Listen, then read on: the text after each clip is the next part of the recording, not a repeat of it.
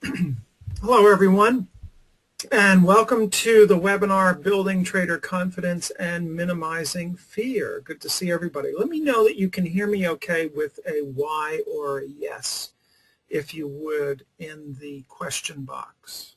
Perfect. Okay, everybody can hear me. Excellent. I see a lot of familiar faces here, and then some that are not so familiar.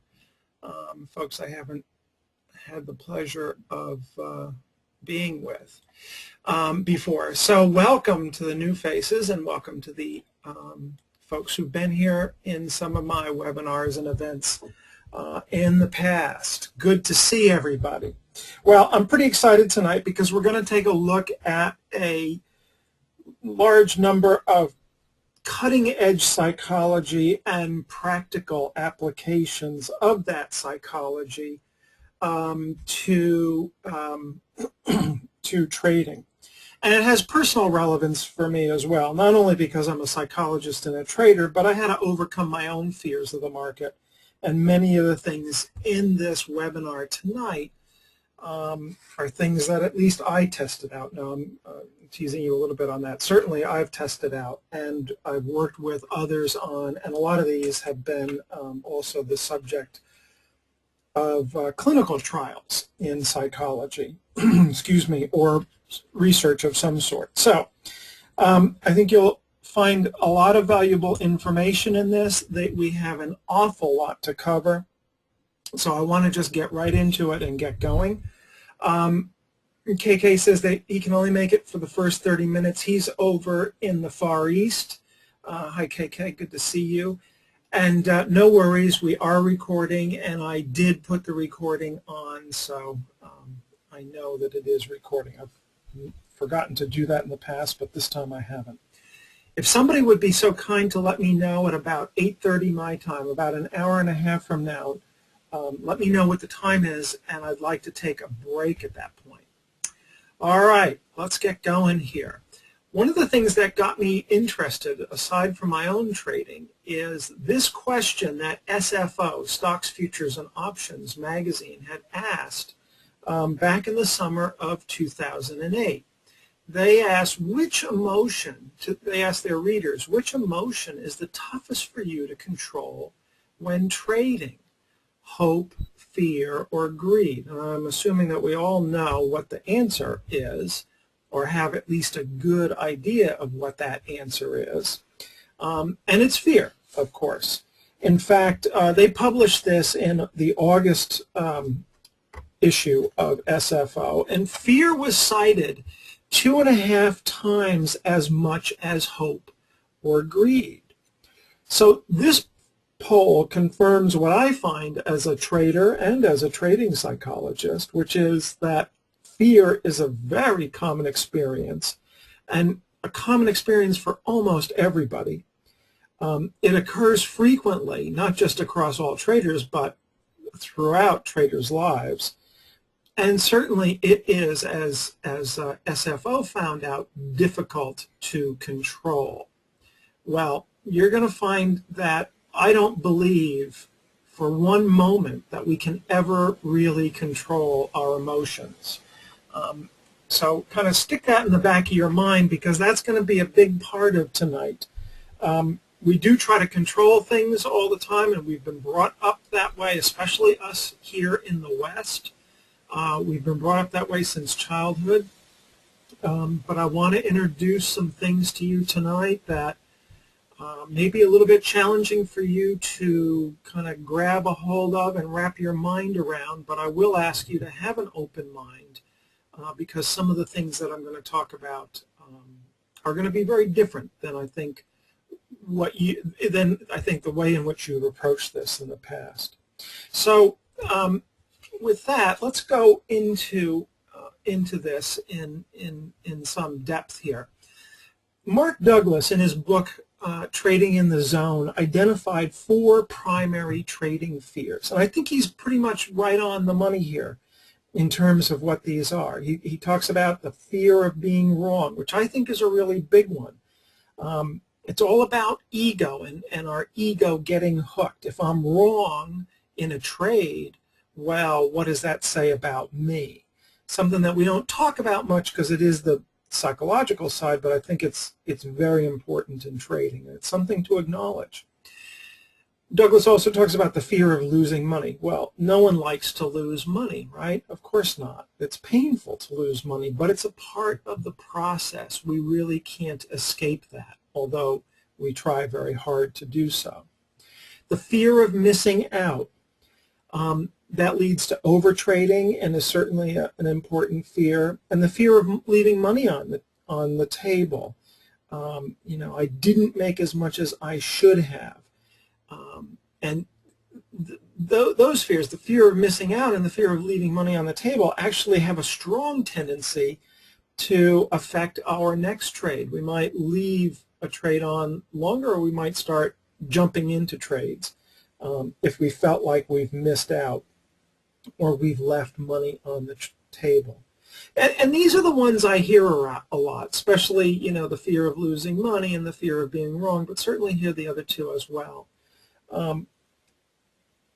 There's a lot of ways really to trigger fear, and if you really think about it, and I'm pretty sure if I remember correctly, it's been a while since I've read Douglas, but if I remember correctly, he also views hope and greed as being alternate forms of fear, maybe, kind of the flip side of fear, if you will. Holding on to a loser, for example, is a good expression of hope, hoping it's going to rally back and come to break even, right? And this is partly the fear of being wrong and partly the fear of losing money. I'll hold on because I'm afraid of taking a loss and I want to be right. So hope, has at least a little bit of fear associated with it, and so does overtrading or greed. That's the fear of missing out, isn't it? Or it could even be leaving money on the table. I'm fearful I won't get it all. So being wrong, losing money, missing out, not getting all the profit, all of these are fear-based, and even hope and greed can be a part of that, and all affect our behavior. So knowing those fears, I'm sure we've all felt at least one of these in the past. Here's the question. Here's an important question. It's a basic question, but it's an important one, and I'd appreciate it if you type in your answers here. What do you all experience when you experience fear? What are the types of things that occur to you, that happen with you when you're fearful? What kind of things go on with you when this happens? Anxiety, yep, that nervousness, right? We have that feeling of fear. Hesitation, there's a good one, right? I notice that I start to hesitate. I start to get not willing to make the commitment. I get into a fog. My mind goes into a fog. I start to lack confidence. I feel like I'm going out of control or losing control. Excellent, excellent. Let's just take a look here at what happens a little bit more deeply when we're fearful. And I do this because it's really, really important for us to know when we are feeling fearful. I know it sounds sort of silly because, we probably all know what it feels like pretty well. But the more we're aware of what we might call signs and symptoms of fear, the better able we are to catch it early before it has a chance to really take hold. So that's kind of important. And being aware, knowing how our body is feeling and how our emotions are running and how our thoughts, what our mind is saying to us, knowing those things are important, because if we can start to catch it early before it really freezes us up and causes that fog and that loss of control, then we have a chance of catching that. Okay, so what happens? I view fear as sort of having a global effect on us. In other words, it affects our mind, body, and our emotions all at the same time. Mind, we get racing thoughts, right? Or we go into that fog.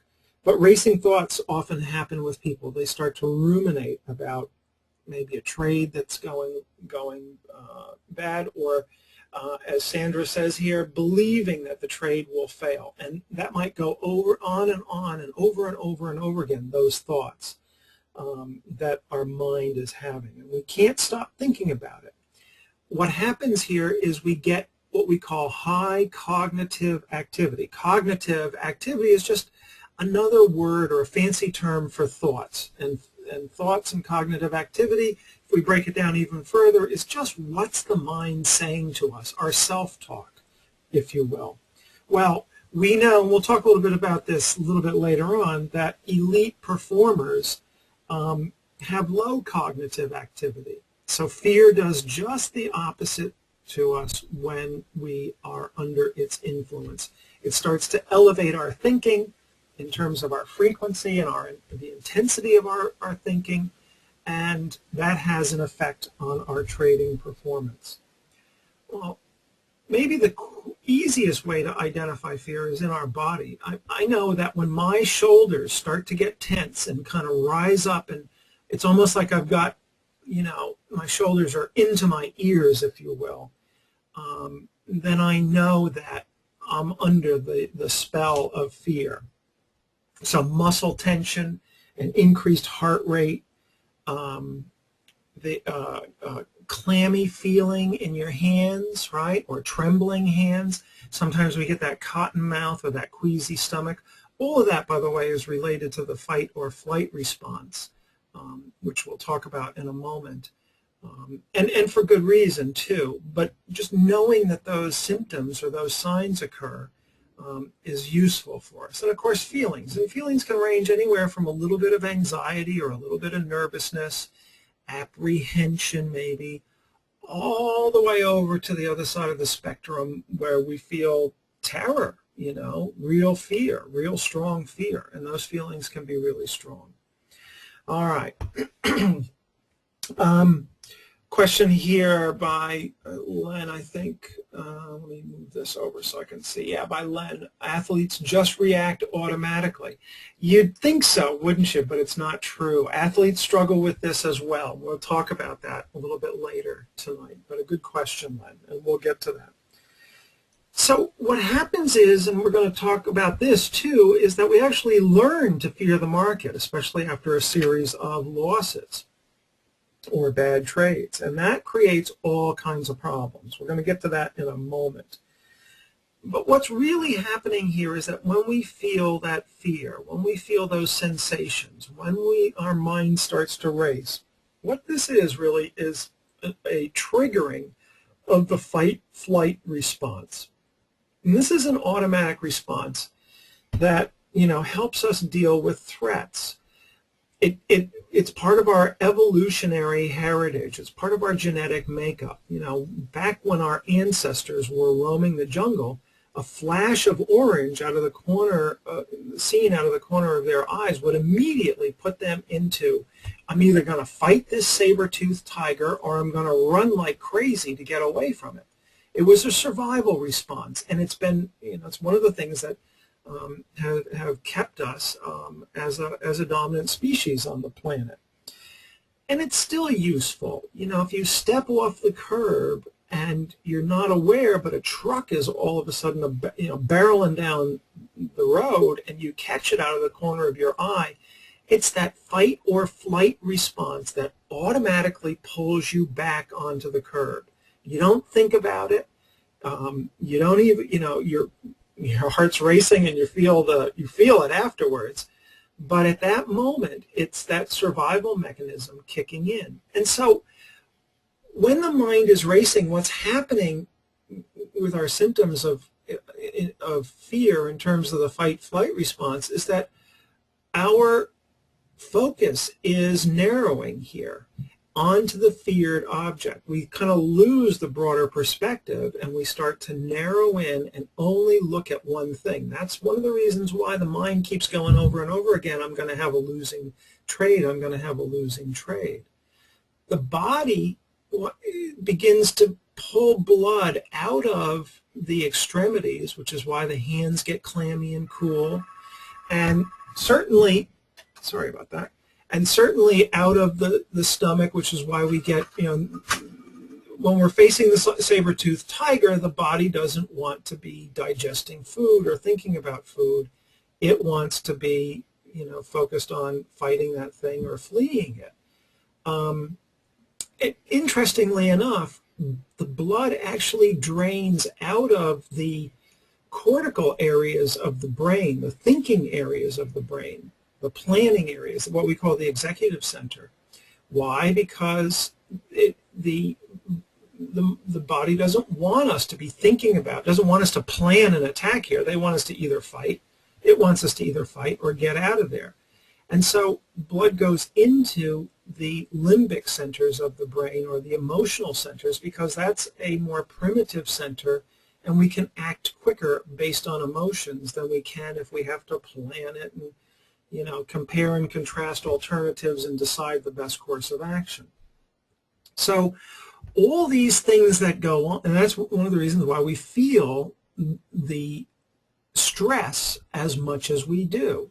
So all these reasons are really kind of hardwired and programmed into us. Unfortunately, they're happening when we are trading, or even if we're working in a corporate, environment, and we don't like the boss, and the boss comes in and we have that, anxious feeling with the clammy hands and all of that fight-flight response. It still happens there. Our bodies don't really discriminate between major threats and non-major threats all that well. So when it's left unchecked, it obviously becomes toxic to our trading. It leads to a lot of erratic behaviors that we'll talk about, and it leads to poor trading results. No doubt about that. But it also, by the way, has an incredibly poor effect or negative effect on our health and our self-esteem, as we'll see tonight. And everybody experiences this, and it's important just to understand this as we go along. So this is what I call the vicious cycle of fear and stress. And this is what I said, we get this learned fear of the market. After a series of losses, or even one significant loss, it can happen in one shot here, we begin to, naturally so, we begin to fear the market. It's not a surprise that starts to happen. Once we start to fear, that stress or fight-flight response, the stress response triggers in, and we get all of those symptoms. And then we start to get crazy trading behaviors, erratic trading. And it's a vicious cycle that continues really without interruption unless we take positive steps to interrupt it. And that's the purpose of this webinar tonight. But it will go on and on and on until eventually the trader either blows up their account, or they burn out. Okay? We're going to talk about how we can break the cycle. But before we do, let's take a moment and just talk a little bit about how traders try to deal with this thing called fear. What are some of the things, and if you would be so kind, I'd appreciate it if you type in some of the things either you have tried or you would think that other traders would try. I'm not going to try to, identify you with things that you've tried. Just some of the things that you might have tried or other traders might have tried to try to cope with, or, and I put this around quotes, quote, control, end of quote, the fear. What are some of the things? Distract myself, try to look at the big picture, positive self-talk, make those trades, force them, I'm going to take them no matter what. That's pretty good. Take some deep breaths and stop trading for a day or two. Read some self-mastery books, go to seminars, journal. Okay, good. Run up and down the stairs, that's a good one. I like that. I haven't thought of that one before, Jock. That's really good. Work out, yep. Flip out, right? I've heard people cry before, say cry. Now, how well has this worked for you all? Just say really good, okay, so-so, not so good, never works at all. Let me know all these different things. Not good, so-so. One person says good. When I trade smaller, it works well. Not so good, so-so. Only for a short time. Nope, not at all. I still get afraid to trade. Yeah, okay. When I look at this, there are basically three major ways that I think traders try to cope with fear. They try to avoid, and we're going to look at each one of these in a little bit of detail here. They try to avoid losses, work to improve the technical side, and then exercise mental or psychological control. Right? I think if we look at all the things that people said, we could probably put those into these categories. Okay, one of these three categories. All right, let's take a look at each of these in turn.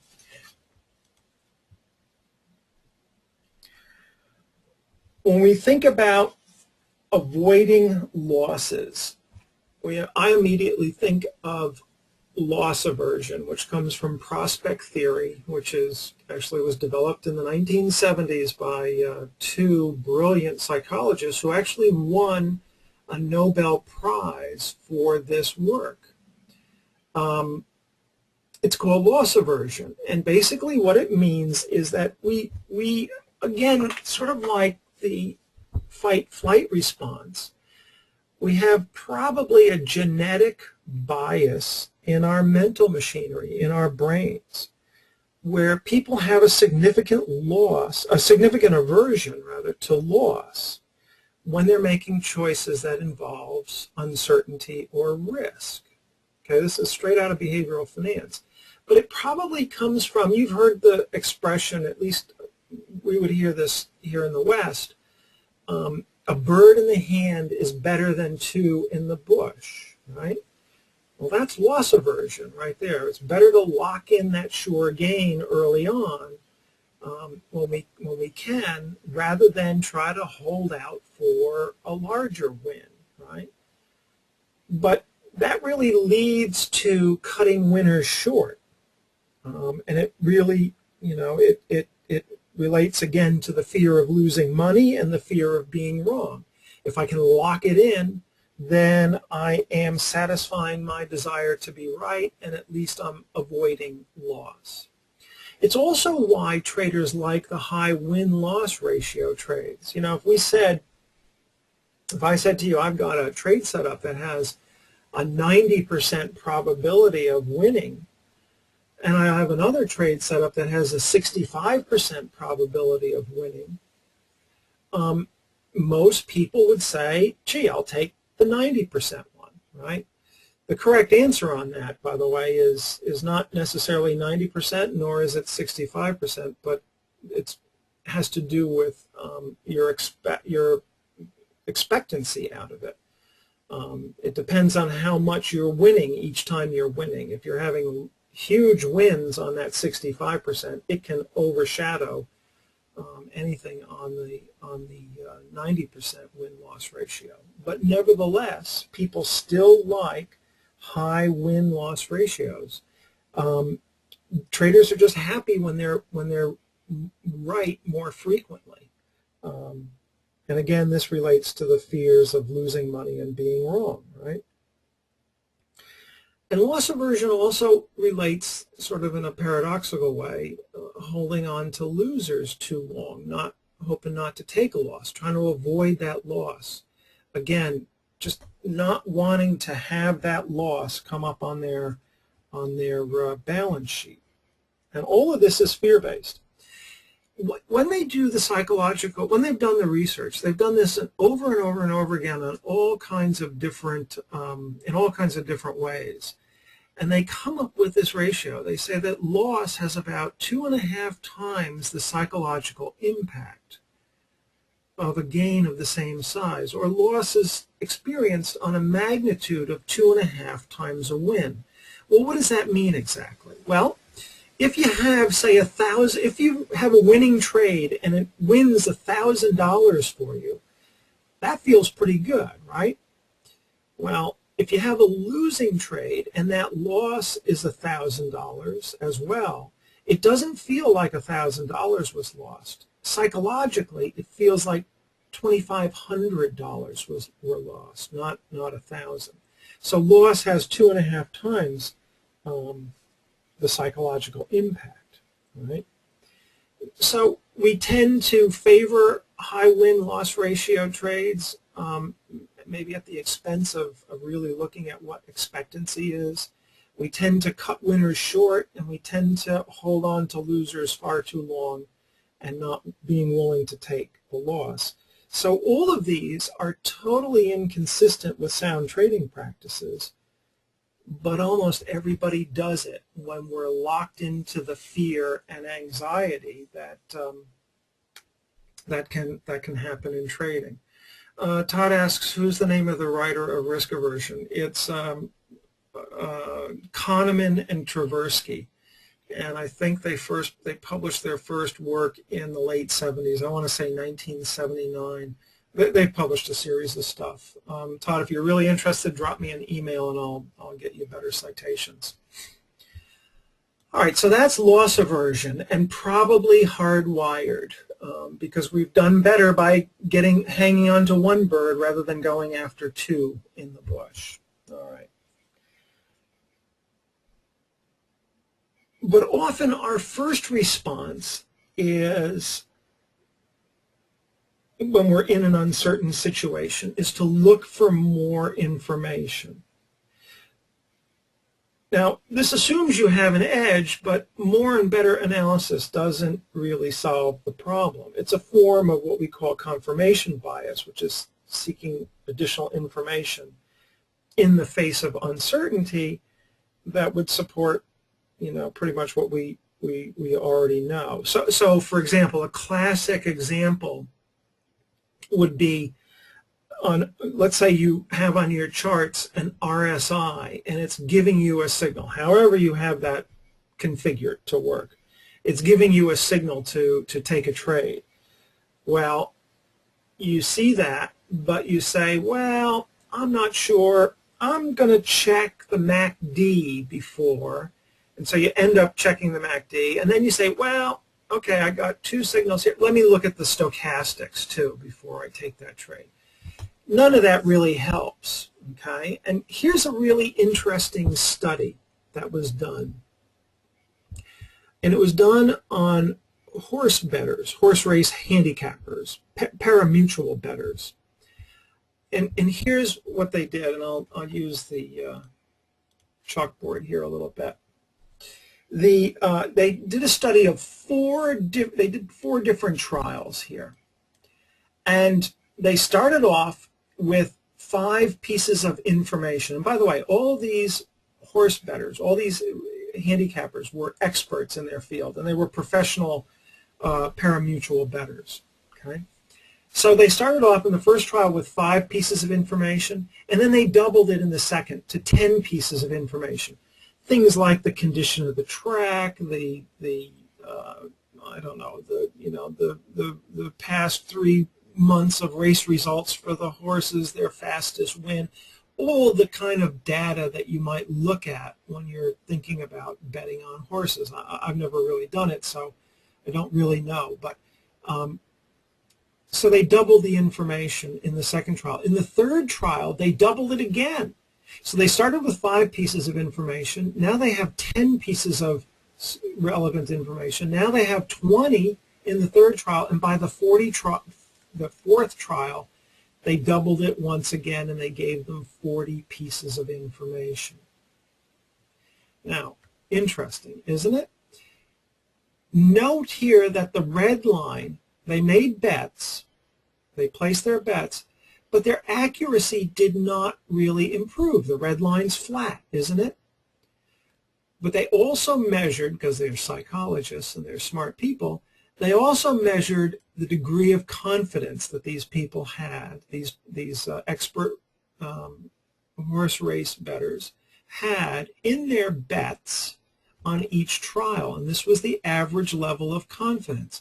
So notice, confidence goes up, right, with the pieces of information, but it doesn't do anything with accuracy. Okay? Accuracy was just as good here at 5 pieces of information as it was when they had 40 pieces of information. And yet, people became more confident. Okay? They were able to, confidence is sort of the flip side of fear, right? And so it's natural that we will have this tendency to look for more information, but additional information beyond what's necessary for our edge is really quite deceptive, because you risk becoming unsoundly overconfident when you do that. So you can imagine, for example, I've got 40 pieces of information. I can look at the stochastics, the RSI, the CCI, and the 310 oscillator, and God knows what else, right? And all of them are giving me a go. I'll put half of my account on. I can increase my position size. That's the kind of risk we run in doing that. That's one of the obvious risks. Okay, so looking for the holy grail, or looking for better ways to analyze the market, or better indicators, or what have you, is not likely to solve the problem of fear. And this is a really good example of why this is true, and the risks that we run in trying to do so. Another way, as we said before, coping with fear, traders try to cope with fear, is to exercise psychological control. We try to fix the anxiety, right? Have you done these? Have you suppressed thoughts, tried to suppress emotions? Have you said, okay, I'm going to engage in positive self-talk. I'm going to get greater willpower and discipline. My gosh, I'm going to get up tomorrow and I'm going to be more disciplined. I'm going to force myself to do better. I'm going to use imagery. I'm going to change my thoughts. I'm going to change my mental imagery, right? I won't even think about fearful thoughts. Have any of you tried this sort of stuff? Have you all found it? Some of you have, yeah. Some of you have, right? And how effective has it been? Well, and some people say, yeah, I've done those things and more, and they don't work, right? They don't work. Here's the paradox of trying to control your thoughts. And I look at the blogs on the internet, and I talk with traders, and I talk with even people who should know better, and they all say, yeah, you got to control your emotions. Here's the paradox of that. When we try to control or suppress our emotions, we're kind of telling our mind, okay, we don't want fearful thoughts or emotions, so stop it, right? Now what happens is that our mind actually starts to scan for them. And when it finds them, it brings them up to our attention to try to solve them, right? So what's happening there is we are increasing the same kinds of thoughts and emotions that we don't want to have, because we've kind of given the brain the command to go ahead and find these things. So anytime there's even the slightest anxiety or the slightest apprehension or the smallest doubt in your mind, it's going to bring it up to your attention and start magnifying it and making it bigger. Okay, so and when we do, we have this rebound effect. When we try to suppress, we can sometimes suppress it for a period of time, but it's always only temporary. And then when the brakes are let off, we get what we call a rebound effect, which means that it gets even larger. The fear is even larger. Okay. But even more so than any of this, even more so than the fact that it doesn't really work, trying to control and fix it doesn't really work, even more so than the fact that it actually creates, in many cases, more thought. And remember before we said that elite athletes have less cognitive activity, and here we're creating it. Okay, even more so than that, the key thing here is that it's causing us to be distracted from what we should be paying attention to, the trading task that we're supposed to be focused on. okay?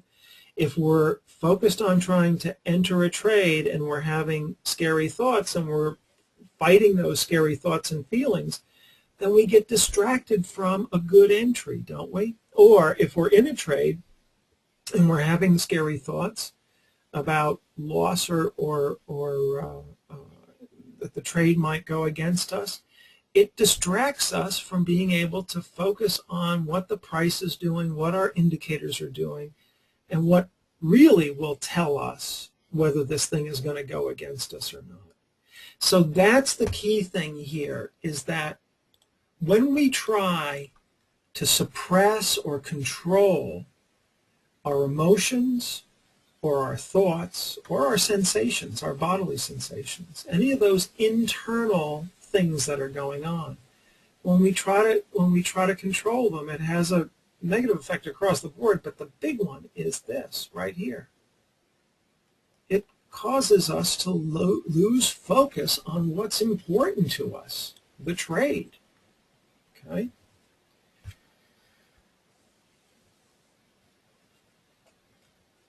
All right. We're going to talk more about task-relevant focus as we get into this more. I want to introduce it a little bit here now, but try to keep this in the back of your mind. And what we mean by task-relevant focus is just focus on the actions or the behaviors that are under our control and that relate to good trading. Okay? All right. Here's some homework for you, a suggested assignment. I shouldn't even call it homework, but a suggested assignment. You need to really answer two crucial questions about fear. The first is, what specifically do you do to cope with fear and anxiety? And how well has this worked? These are really important. Our natural tendency is to want to fix the problem, control those emotions, stop those thoughts, but we know it doesn't work. And you need to know this too. You really do, not just on an intellectual level, hearing me tell you or reading it on one of these slides. You really need to work through it to understand it on an experiential level. You've got to really sit down and think this through and kind of list out all the ways that you've tried to cope with this, and then figure out how effective it's been to be able to really give up what's pretty much culturally ingrained in us that we can fix. All of psychology, I'm talking about cutting edge stuff here now. Most of Western psychology is still trying to fix emotions and fix and repair thoughts. We have whole traditions in psychology that try to do that. And the truth is that the outcomes, the results of that, working with clients and patients, ain't that good. This is stuff. This is new research over the last 20 years that's pretty robust and pretty, it's really kind of changing the landscape of psychology. So you're seeing it here, maybe for the first time. So one of the things that we know you have to do is to really kind of work this through for yourself. And in your workbook, I've included two useful forms that you can use to do this. And there's two parts to this. I call them action item number 1 and action item number 2. What you want to do is create an inventory of how you deal with your fear. So you can go through either, going forward and starting tomorrow, and when you get a fear response, you write down the situation, okay? Or if you can go back in time and think about it, you can do that too. But I saw a clear test after a sign of strength. This is actually somebody's example. It's somebody who traded the Wyckoff or VSA method that I do. So they wrote down that situation. And what was their experience of fear? Well, they had muscle tension, tingling hands, some of the same kinds of responses that we were talking about earlier. Numb feeling, I wasn't even there, kind of in that fog, right? What was the coping strategy? Well, I wound up not taking the trade. And what was the effect? I felt immediate relief because I got rid of the fear. I avoided, I sidestepped the fear, right, which is a big problem here. We're going to talk about that in a little bit. So I felt good relief, but then the market rallies and I wasn't on board and I felt really down, like I'd never get good at trading. How many have had that experience? We can all raise our hands to that. So what were the costs of that? Well, I lost out on a big profit and I missed the opportunity to make a good trade. Okay? So go through and just kind of lay out your experiences of fear and then what you did to try to deal with it. Okay? And you're all individuals and your answers are going to be varied. They're going to vary widely, which is why I can't tell you. I can give you the basic ideas. I'm going to show you some examples, more examples in a moment. But again, you really have to do this for yourself. So fill in this form for a few days and get very clear on what you're doing to cope with fear and how well it's working. Okay? And then part 2 is taking the coping strategies that you identified earlier on the first part, the first form,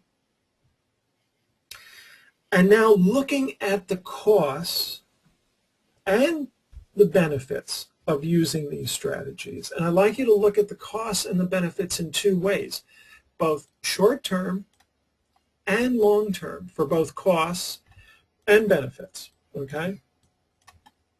So here's a couple of examples here. They noticed that they had a pattern of not pulling the trigger. Well, short term, the cost of that was they missed a profit and they felt kind of bad about themselves and about themselves as a trader. Long term, the costs were that it kept them out of many good trades. And they said, gee, I'm not really learning or improving, and I really do feel like a loser here, like I'm not going to make it as a trader. Okay?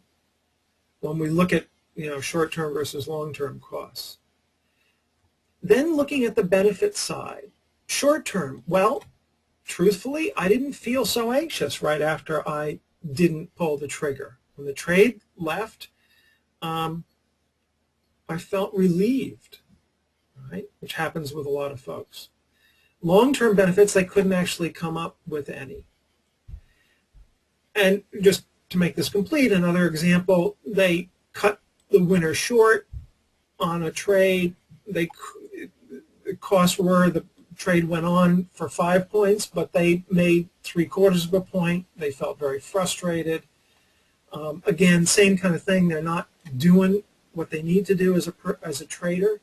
And again, it relieved the fear, but in terms of long-term benefit, it's really working against them. Todd says, where is the link to get your forms? Todd, I sent it to you in an email. If you didn't get it, drop me an email and I will be sure to get it to you. But it should be in a PDF file. I sent it out to everyone, and Sharma the same thing. And if you didn't get them for some reason, let me know and I'll be sure to send them to you. So often when I do this, I have traders do this, sort of real time, go off in a corner for a half an hour and do this, but we don't have time to do that. But here's how some other traders in a couple of different seminars that I've done, here's some of how they reported coping with fear. And if some of you will notice some of the things that you said here earlier on. And these are actual responses.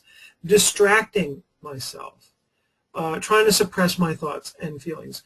Change how I think with positive affirmations and self-talk. Try to talk myself out of fear and anxiety. Can you imagine that? You're trying to take a trade, or you're in the middle of a trade, and the coping strategy that you use is to try to talk yourself out of the fear that you're having. How well are you going to be able to focus on your trade? Of course you're going to have poor results. This is where erratic trading comes from. People read self-help books, tried to educate themselves about it. They've taken medications, herbal supplements, vitamins, ginkgo biloba and all of that other stuff. They've used alcohol afterwards. You really get down to it and they feel really down and frustrated and stressed and everything, and at the end of the day they just want to go have a beer or two. You can't blame them, because it's, beer is pretty effective. There's other people, it's not what I recommend, by the way, but it certainly does have a pretty quick effect. Other people would join a chat room, or they would, one person actually said that they kept a little charm on their trading desk. Other people use relaxation. Some folks were saying deep breathing and stuff, which is not a bad idea, by the way. Deep breathing is good. Study another trading book, look for other indicators. You get the idea. You can see how all of these are ways that people cope, and you may do some of the same thing. You may have other things that you use to cope. The important thing is to know what they are and to write them down and really think about them. And then think about what the costs and the benefits have been. And you can see, this again is what other traders have said about the costs and benefits of their fear management strategies. They missed taking perfect setups. They canceled out orders and missed good trades. They lost thousands in profit. They said, another setback to sticking to my rules. Boy, does that sound depressing or what? Another setback in sticking to my rules. I lack balance in my life from all of this. This is serious stuff, what happens here. I don't trust my system. I lose confidence in myself. My self-image is diminished, and I feel like a failure. Gee, this is the cost that people talk about in terms of strategies they are using to deal with fear. These are not good strategies, and this is why you need to do this for yourself. You really need to experience this yourself. Otherwise, it's going to be hard to get off the dime. In other words, hard to do some of the things I'm going to suggest that you do. Okay? When they looked at benefits, most would say, I got the relief from stress. I didn't have to confront my fear. Wasn't that a great benefit, right? I stopped the stress, but not for very long. The next trade it came back. Some people got really, strident about things and said there was absolutely no benefit except avoiding dealing with the fear. No long-term benefits that I could see. And this is a composite of a bunch of seminars that I've done, but this is consistent across the board for what traders will say. So costs are extremely heavy, and the strategies don't really produce much benefit. Okay? So not something we want to continue to do. Again, I can't emphasize this enough. You want to do this yourself and be very clear about what hasn't been working, because the solution of the fear isn't going to be in finding any of the holy grails or the avoiding the losses or trying to control the emotions that we're seeing everybody tries to do, and naturally so. Okay. All right. So I want to dive right in here. What is it that makes this thing called fear so difficult for us? If we're doing all of this stuff to try to solve it and we're not having any luck, why is this not helpful? And I don't want to show that slide, actually. Sorry. Why is it not helpful?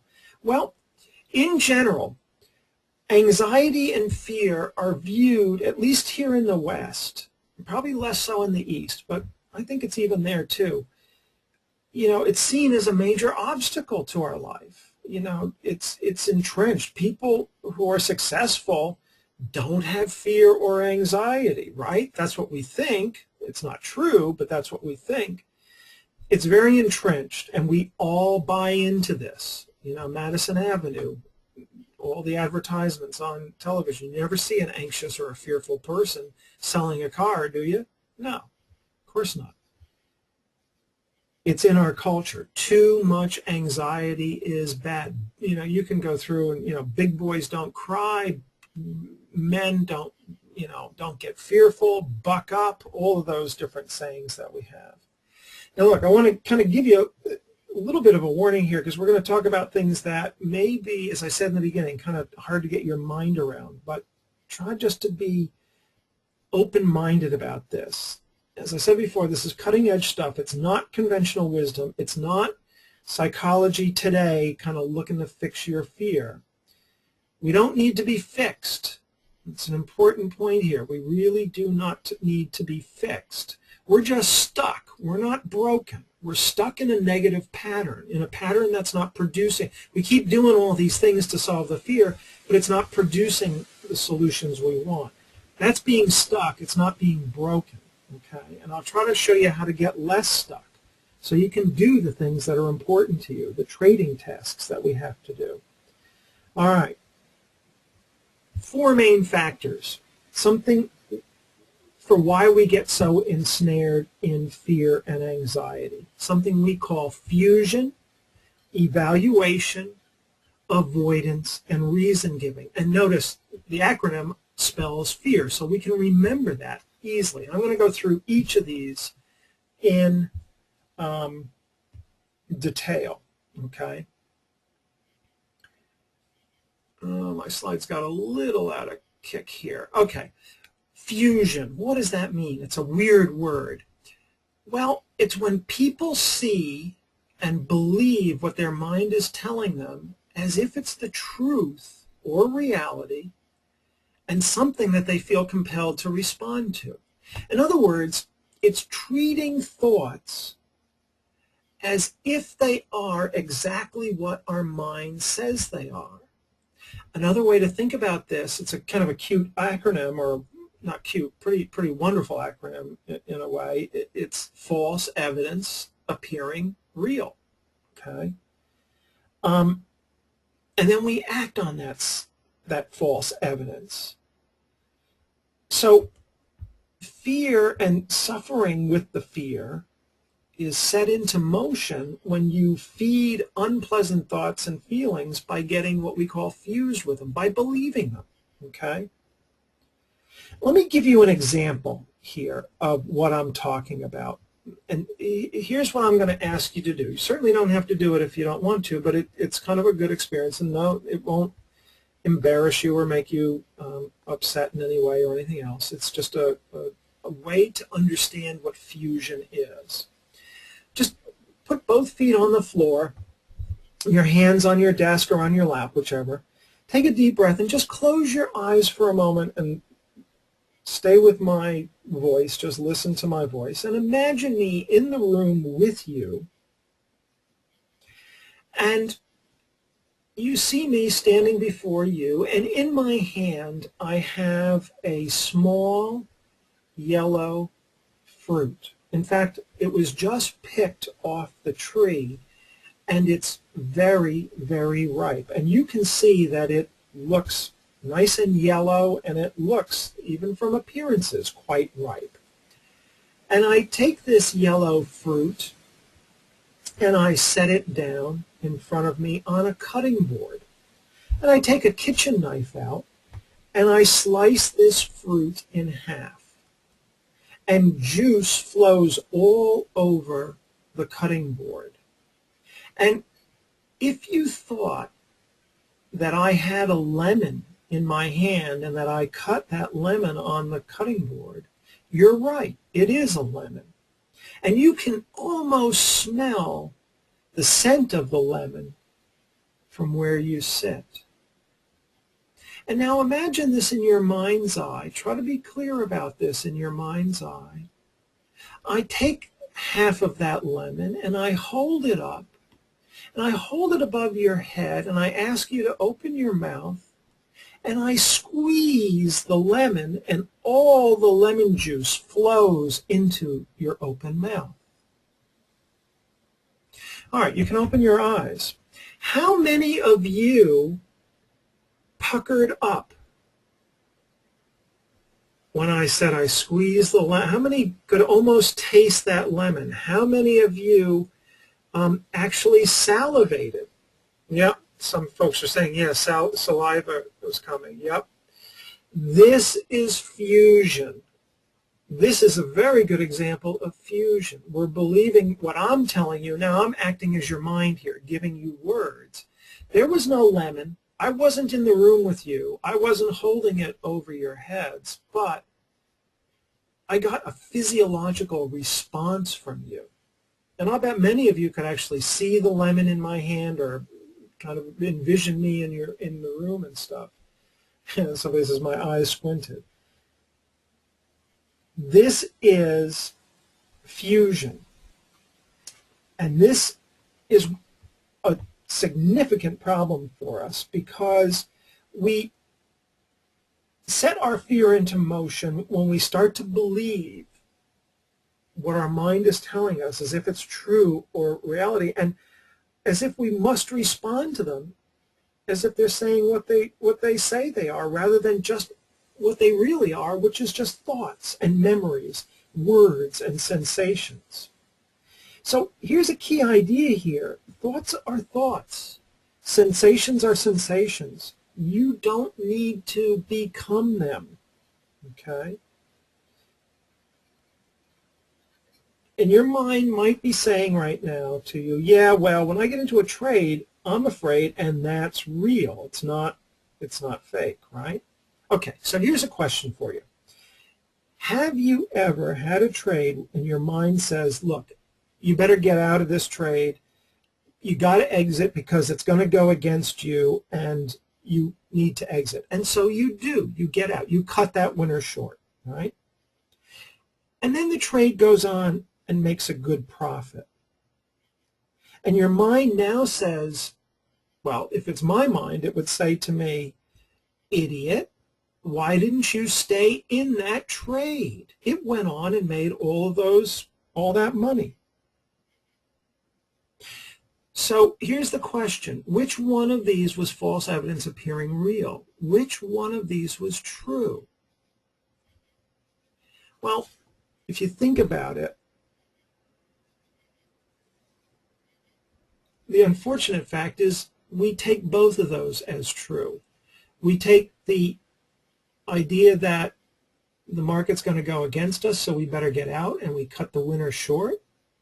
And then we believe our mind saying to us, why did you get out? You're stupid to do that. You're an idiot to do that. Why did you do that? And we feel bad, even though our mind just told us seconds ago or moments ago to get out of that trade, doing exactly the opposite of doing exactly what it told us to do. And then we feel bad about it.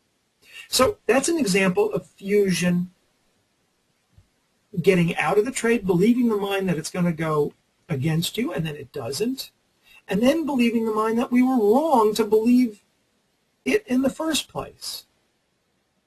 Now, with a mind so inconsistent as that, how can we always believe it? And this is one of the things that we will talk about more as we go along. But your mind tells you to go out, get out of the trade, and it's going to lose, and you do, and then it says you're an idiot for not staying in, and you feel bad. You treat these thoughts as if they're real, not as if they're just thoughts. You're treating them as if they're reality when they weren't reality. Neither one of them are reality. Right? Here, look, what if you had the thought, I'm a banana. I am a banana. Did having this thought turn you into a banana? Obviously not. Is this thought any more true or any more false than any other thought your mind might throw at you? Now or then or later? Thoughts are different than the things that they describe. And your mind generates thoughts constantly. We're going to talk about how we can step back and diffuse and disentangle from our thoughts. But when we fuse with our thoughts, when we believe them, it's then natural to want to avoid the anxiety that we feel. All right?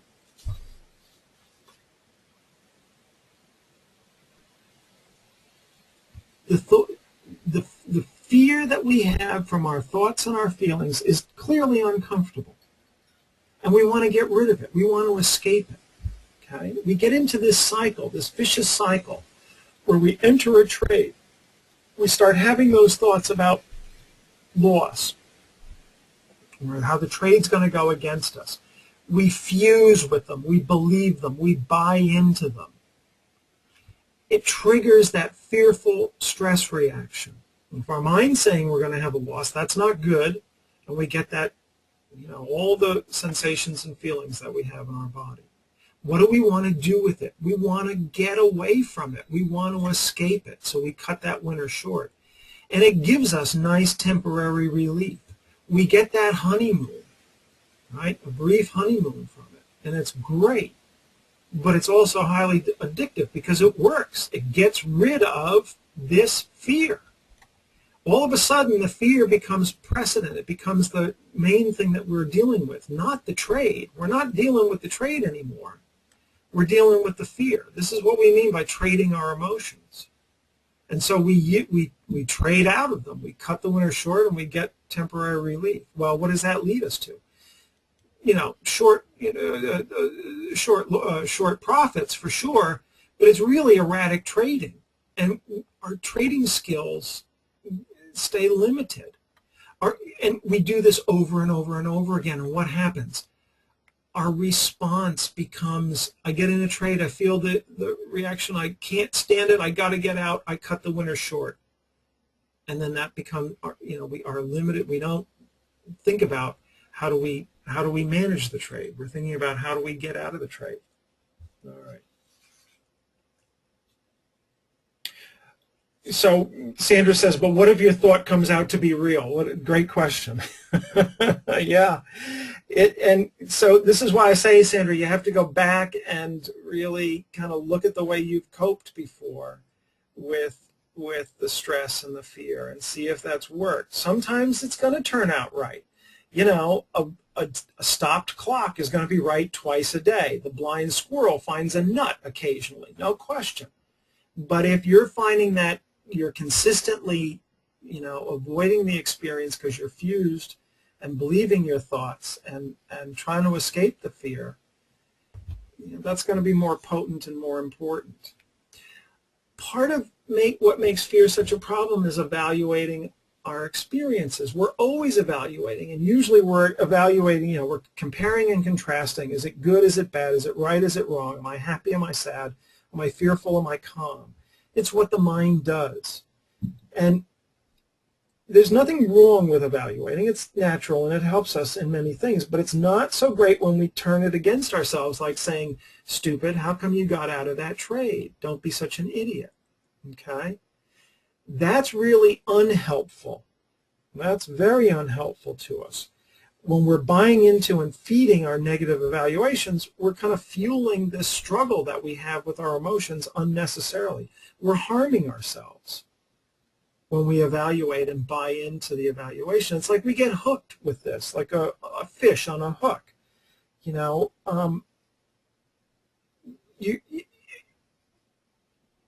It's almost like you can't, it makes matters worse, and you struggle and you struggle and you struggle with this. So it's important to begin to notice when you're hooked and struggling and to back off of it a little bit. And I'll show you some techniques on how to do that.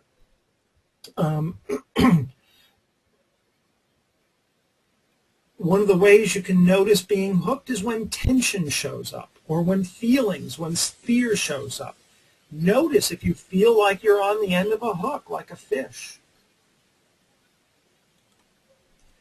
Reason giving is also a big part of it. We naturally give reasons for our actions. Fear and intense anxiety are good reasons not to do something. And we make up reasons all the time. It's another thing that the mind does for us. It's almost like I can't go or do this because I might get or feel or think that. I can't stay in this trade because I think I'll have a loss and I'll feel bad. I can't pull the trigger because I'll feel bad about myself if I have a loss. So we give reasons for our experiences, and these put some emotional discomfort between us and doing what's important. And this is the key thing. It's like, I can't take this trade because I can't take the fear. I have to exit early because I'm crawling out of my skin. So if I can't take the loss because, I can't stand it, then I'm going to have to first take care of the discomfort before I can do what we want. All right? So if I want to trade well, and this is kind of a reason we give ourselves, if I want to trade well, first I have to deal with the fear. I have to get rid of and get control of my fear. And it leads us into getting trapped, into making the discomfort go away. And again, our focus goes to our emotions rather than to our trades and what's important to our trading. Okay? So when we're evaluating our experiences, we're usually evaluating ourselves. And when we're looking at reason giving, we're finding ways to avoid pulling the trigger or avoid staying in the trade or struggling with our emotions and saying to ourselves, I can't deal with this until I get rid of the fear. So in kind of a stepwise fashion, we can see as trade setup occur, we turn inward and become self-focused on our beliefs and the fear response. We're not focused on the market, but we're focused internally on ourselves. We feel, because we're so internally focused, everything is magnified. All our feelings are magnified, and we feel like we have to escape and get relief. So maybe we don't pull the trigger. And then we get down on ourselves. We start saying, oh, I'll never be a good trader. It's never going to happen for me. We get hooked by our negative evaluations. And then we say, if I can't get rid of this fear, then I've got a problem in trading. And this is what I start to focus on. We place fear and the kind of dysphoric feelings that we have about all of this between ourselves and our trading. And our focus now is completely on emotions. Our trading skills never get developed, and the aspiring trader ends up either burning out or quitting trading. And not surprisingly so. This is really tough. All right? Any questions on this at this point? I know I'm going kind of quickly here. And it will be a good idea to review this. But the idea here is that fusion, believing what our mind is telling us, carte blanche, as if it's telling us the truth, seeking to get rid of the fear, trying to control it, struggling with it, and then ending up escaping it, evaluating ourselves as not great traders, not good people, having problems, and so on and so forth because of all of this. And then saying to ourselves, I can't deal with this until I get rid of the fear. All of this is why fear is so problematic for us. And we're going to naturally, it's natural then that we try to escape this. But the problem, it becomes that we shift from focusing on the task of the trade onto our self-focus, onto what's going on internally. So yes, it is being, I got a question here, is this being recorded? And it is being recorded, so you'll be able to hear this again and review this again. So here's a quick little model here, and kind of an idea that I'd like to present for you. We get into a trade. We see now that our thoughts and our emotions and sensations start to get triggered. And if they're fearful ones, and scary ones and unhelpful ones, it leads us to unconstructive behavior. Pulling out of the trade quickly, holding on to a losing trade because we don't want to have a loss, and so on, that we've talked about. So in a way, coming into the trade is what we call the stimulus, right? You all have heard of stimulus response before, I'm sure. And we enter the trade, and it seems almost automatically that all of this stuff starts to happen, and we're out of control of it. So there's the stimulus of the trade, entering the trade, and then the response that we have, our thoughts and our sensations and our emotions and our behavior. Well, what we want to do here is we want to widen the gap between entering the trade and our thoughts and sensations and our behavior and our actions. We want to cultivate a mental space here so that we're not trapped in these negative thoughts and feelings. Okay? All right. We can begin to widen this gap between taking the trade and the fear response by understanding the kinds of thinking traps that we fall into. And this is the beginning of doing the opposite of fusion. This is the beginning of what we call diffusion. Falling into these thinking or these mental traps occurs because we become fused with them. And then that leads to the fear response and what we could call emotional hijackings. Okay? It's getting hooked like that fish. When we fall into those traps, we get stuck on the hook, and we're not taking actions that matter to our trade, that are important to our trade, or to us as traders, what we call high-value actions.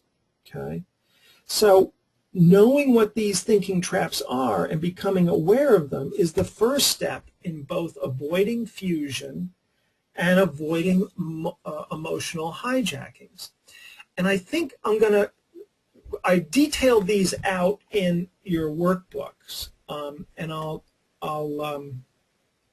go through a couple of them here, but only a couple, I think, because I want to focus on some other things as well. So one common trap is thinking that my thoughts are true and reflect reality. We just talked about that, didn't we? You fall into this trap when you think that your thoughts reflect the actual event rather than just your thoughts about it. And as we've been talking, many of our thoughts are simply thoughts. They're opinions and judgments and evaluation. It's just your interpretation, not necessarily truth or reality. So again, for example, you enter a trade and your mind begins to tell you that your trade won't work out and it's going to become a losing trade. This is just simply an opinion, just simply thoughts, right? If you see that the market is turning against you and you say to yourself, I can see the market is turning against me, I better get out, that's different. But if you're in the market and you're responding just because of fear and you're believing your mind, then it's because your mind is fallen into this trap that everything that what you're thinking must therefore be true. If you're thinking it, it's true. My thoughts are to be followed, the third one on the list. Okay, just because you think something doesn't mean you have to act on it. Many of us feel compelled to exit trades or cut winners short prematurely because our mind is telling us to do so. So again, all thoughts are not true, many are just opinions, and some are really silly and work against our better interests. For example, if you're on the highway, right, and somebody cuts you off, we'll take it outside of trading for a moment. If somebody cuts you off and cuts in front of you, well, you're going to be angry and your mind is going to say, I'll fix that guy, I'm going to catch him and I'm going to cut him off, and then I'm going to do 15 miles an hour in a 65 mile an hour highway. Okay, so those are hot thoughts, but we don't have to follow them and jeopardize, maybe ourselves and the passengers in our cars and break all kinds of laws to do it, right? Well, it's the same thing in trading. We can have the thoughts that I better get out of that trade, but we don't have to follow them, okay? Scary pictures are real, another good one. We often create scary scenarios that we buy into, and we make them seem real, you know. A trade will turn into a loss. I had one trader who saw images in his mind of any time he got into a trade that he was going to lose, and he could snowball this into the scariest thing ever, that he, you know, saw himself as a failure. He'd lose his relationship with his wife. He was unable to pay the home mortgage, and he was going to be flipping hamburgers at Burger King. You know, that's pretty scary, right? But they're just images. They're just coming out of a stress response, and you know, that those kinds of things start to magnify and make it difficult. So I'm not going to go through the rest of these in the interest of time, but there they are. And in your workbook, I've encouraged you to, again, become familiar with your own scary thoughts, your own way that you see the kinds of thoughts that you see as true in reality, and some of the other traps that we can fall into here. And in your workbook, there's instructions on how to do that. It's a very useful thing to do to begin to understand what our thinking traps are, because our natural response to fear is, you know, brings about these kind of traps, and it brings about at the same time inflexibility. We never question them. Because of fusion, we buy into them, and we start to have only one response. Well, we've got to cut that winner short, or we can't enter that trade. We want to broaden our responses. We want to be able to manage that trade. We want to be able to move our stops instead of cutting our trade short.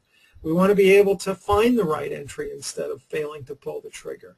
We want to be expansive in our options that we can do in trading. We don't want to be limiting ourselves, but our thinking traps cause us to limit ourselves. So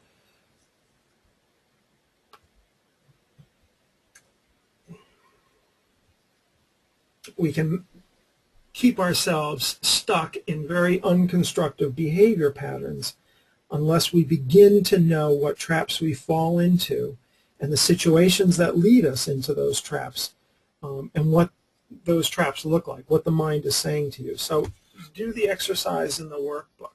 And that's a good exercise to do. And again, it's giving you more self-awareness, which I think is really important. All right.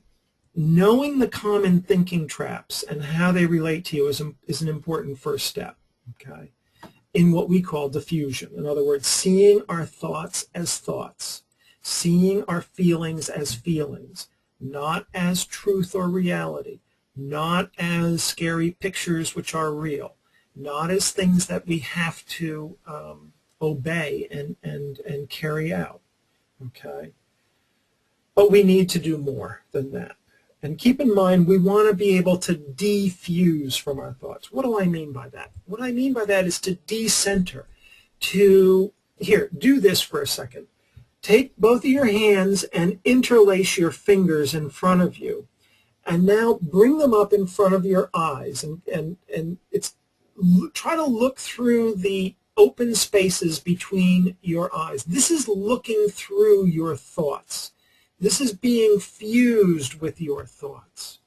And it's hard to do. It's hard to see what's really going on out there, isn't it? Now, unlace your hands, and whichever your dominant hand is, right or left, take that and hold it out at arm's length. And cup your hand as if you're holding your thoughts there in your hand. This is what diffusion is. Being able to hold our thoughts out at arm's length and to be able to look at them for what they are, not necessarily what they say they are. When your fingers are interlaced and right up against your face, it's hard to see through your thoughts. You can only see, it's very hard to see through your thoughts. They're blocking a clear picture of what's going on in the world. Holding them at arm's length, however, gives you a chance to see your thoughts as what they are. And then we can focus on the trading task at hand, the high value trading actions that we'll talk about. Now, mindfulness, we're going to spend quite a bit of time on mindfulness, promotes diffusion. It's a key skill. It's a key mental skill in diffusion. It promotes awareness and task-focused attention rather than attention on your internal state. But it does much more than that. It cultivates that mental space that we were talking about a little bit earlier between the stimulus and the response. It begins to widen that gap even more for you. It's good to know the traps, but now we can kind of look at them real time and widen that gap. So mindfulness is a process with which you can develop important new mental skills, things like personal awareness and diffusing from the things that the mind is saying to you. It's kind of a new way of thinking, and it takes time to learn. And developing this, our personal awareness of our mental and emotional states through mindfulness, begins to allow us to deal with our overlearned and automatic behaviors that aren't working for us. All those things that we've been doing to deal with the fear, and start to replace those with more functional actions, okay? So we replace a focus on scary thoughts and feelings with a focus on the sound trading tasks that we have, or what I call high-value actions. Again, what we're saying here is that our mind doesn't always reflect reality, and it's causing us to act against our own best interest. And mindfulness is going to help us distill this. And it does so by helping us notice the internal process from a distance. We can decenter from our thoughts and our feelings. We can place them out at arm's length so we can look at them and decide, are they helpful to us or not so helpful to us? And mindfulness also helps us out because we can, even if we get distracted by those thoughts, and we will, we can refocus on the trading task at hand. So self-awareness here is a crucial skill to develop, and mindfulness practice is really the best way to develop self-awareness. So mindfulness is all about noticing what your mind is saying to you and accepting what is being said and felt as naturally occurring events that aren't necessary to control or alter. Very different than mindlessness, right? When we're kind of mindless, when we're fusion is mindless, it's being mindless. When we're fused, we're accepting what's being said as reality and truth. Mindfulness isn't saying that. Mindfulness is, let's see, they're saying close any unused. Hang on just a second. I'm getting some negative things here from, a little negative thing from GoToWebinar. So I just want to close this down a little bit.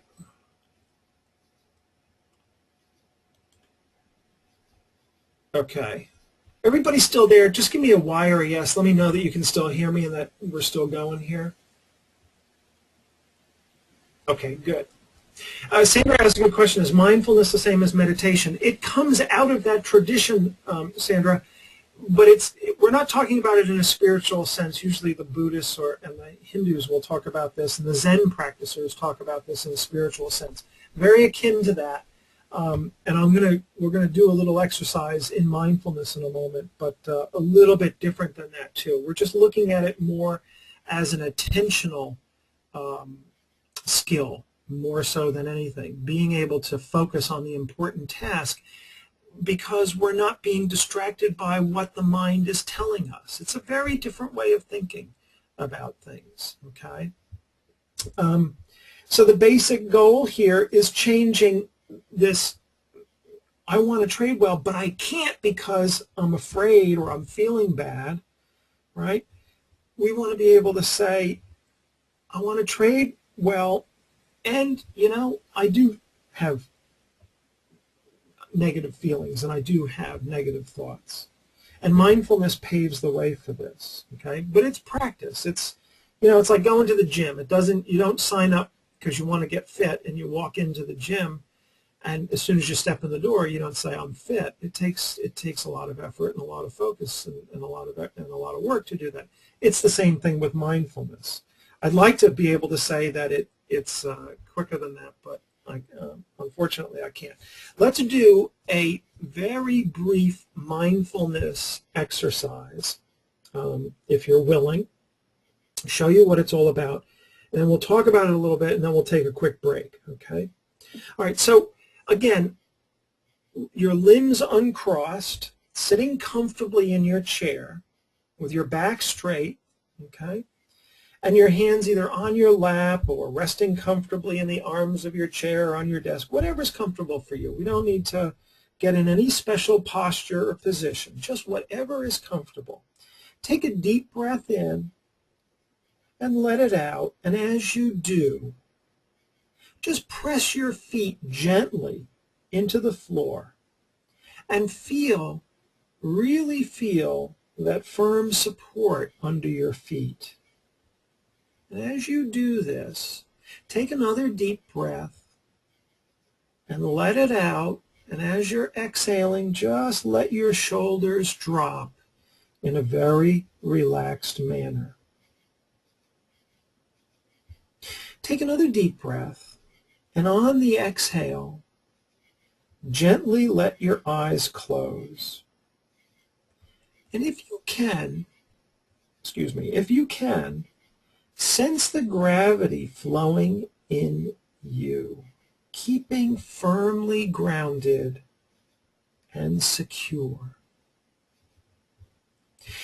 And as you begin this mindfulness exercise, become aware of that part of you that is always able to notice and always able to be aware of everything you do and everything you see and hear and touch and taste and smell and feel and especially think. Just become aware of that part of you that can observe all of this going on. And take another deep breath, if you will. And as you exhale, bring your awareness to your breathing. Now, there's no need to try and control your breathing. Just let it flow naturally. And just notice the inhales and the exhales sliding across the very tips of your nostrils. Place your focus on your breath coming across the tips of your nostrils. And you might notice that the air coming in through your nose is a little cooler than the air coming out, because when it comes out, you might notice it's just a little bit warmer. See if you can notice this.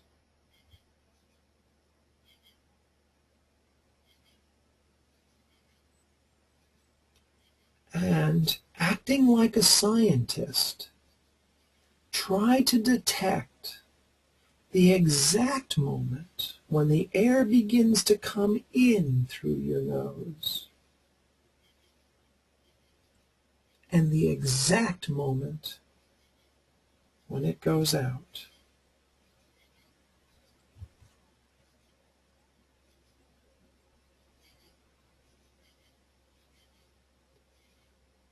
And now, if you're willing, I invite you to undertake a challenge for the next few minutes. And the challenge is to keep your attention on your breath, observing it as it flows in and out,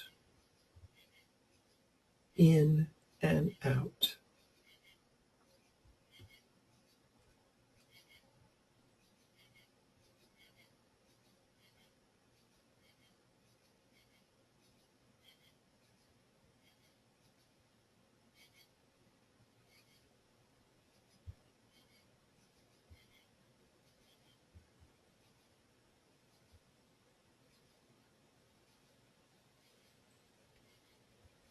Now, this can be hard because your mind may try to distract you. It may tell you all kinds of stories to try to grab your attention and pull you away from what you're doing. Just see if you can let these come and go, just like passing cars on a roadway, and just watch your breath.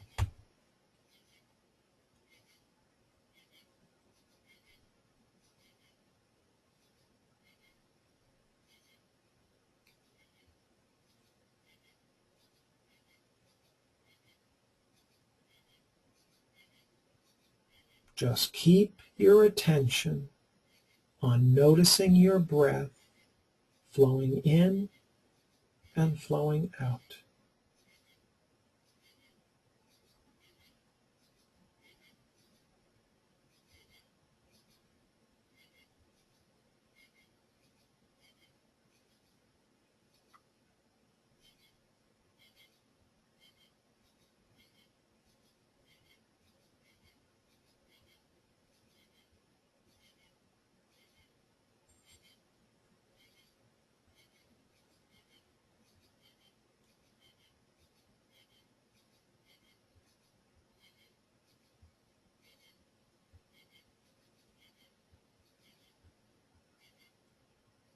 Now, you might notice how easily your mind tends to slip off its task of focusing on the breath.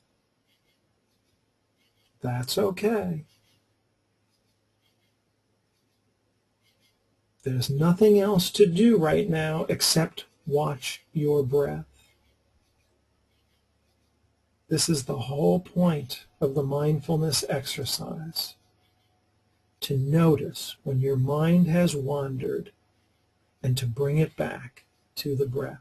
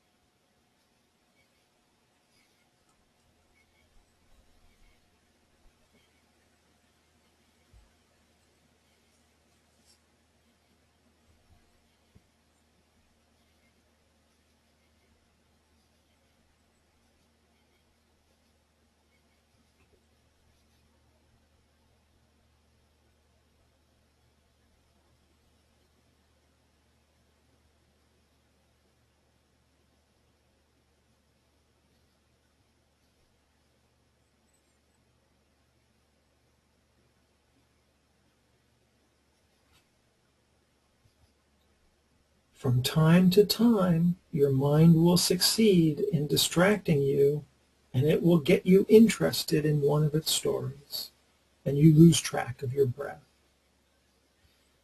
This is very normal. Nothing to worry about. It happens to everyone, and it will happen repeatedly. The moment you realize it's happened, just acknowledge it. You can even pause to say to yourself, thinking, and gently return to your breath.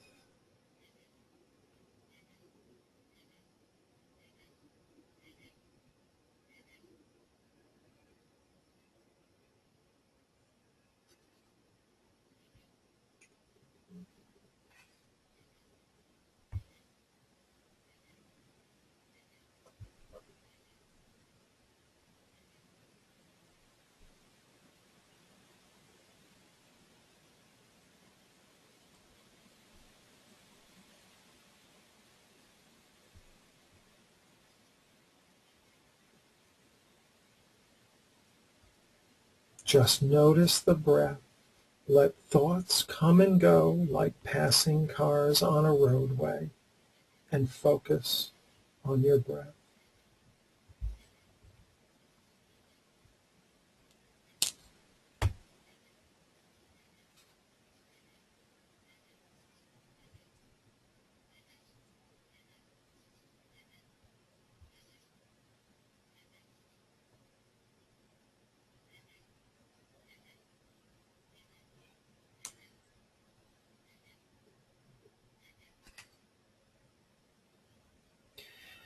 And one last time, as you return your attention back to your breath, allow your breath now to deepen a little.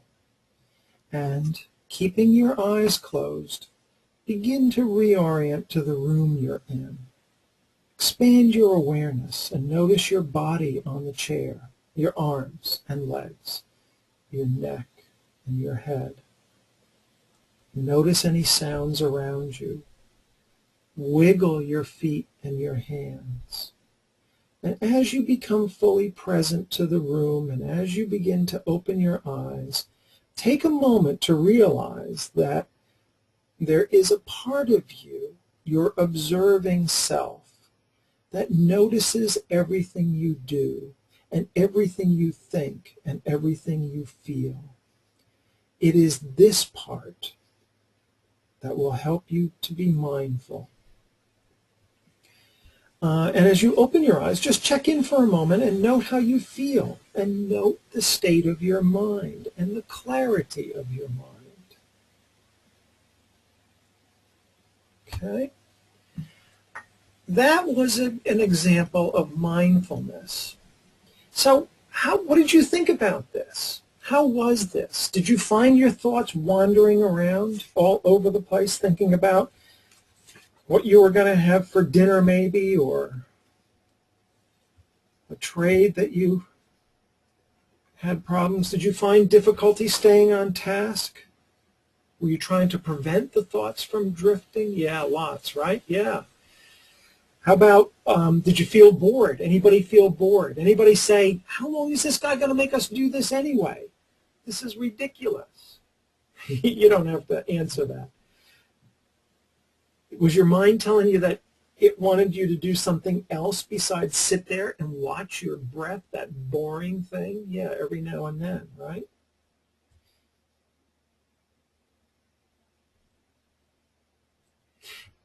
These are all normal responses and certainly not problematic in any way. Right? Just notice that your mind is constantly going, and it has difficulty staying focused. And it's the same thing in trading. And when we start to add a little bit of emotion behind it, my goodness, the mind starts really moving, doesn't it? And it does try to distract you off of the trading task at hand, just as your mind told you stories and distracted you off of the focus of your breath, right? Here's a question that's come in. Thoughts kept banging away, but then became very easy to be in rhythm. Yeah, that happens. Good observation, Mike. That does happen.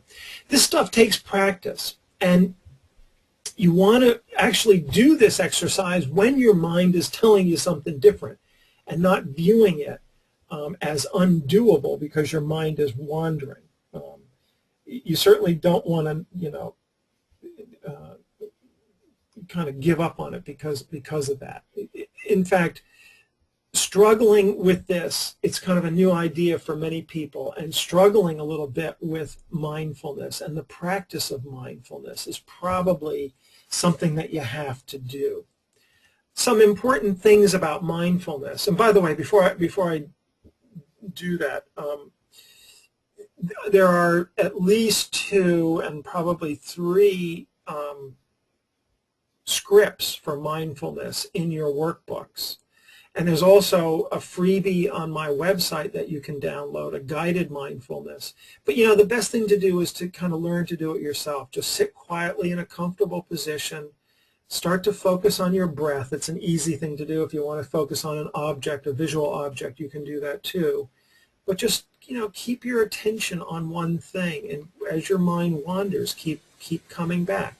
As you practice this, you're going to find that mindfulness helps you to develop an immersion in the moment, a present awareness, staying in the present. It really enhances our ability to recognize distractors for what they are and to be able to refocus on what's important to us.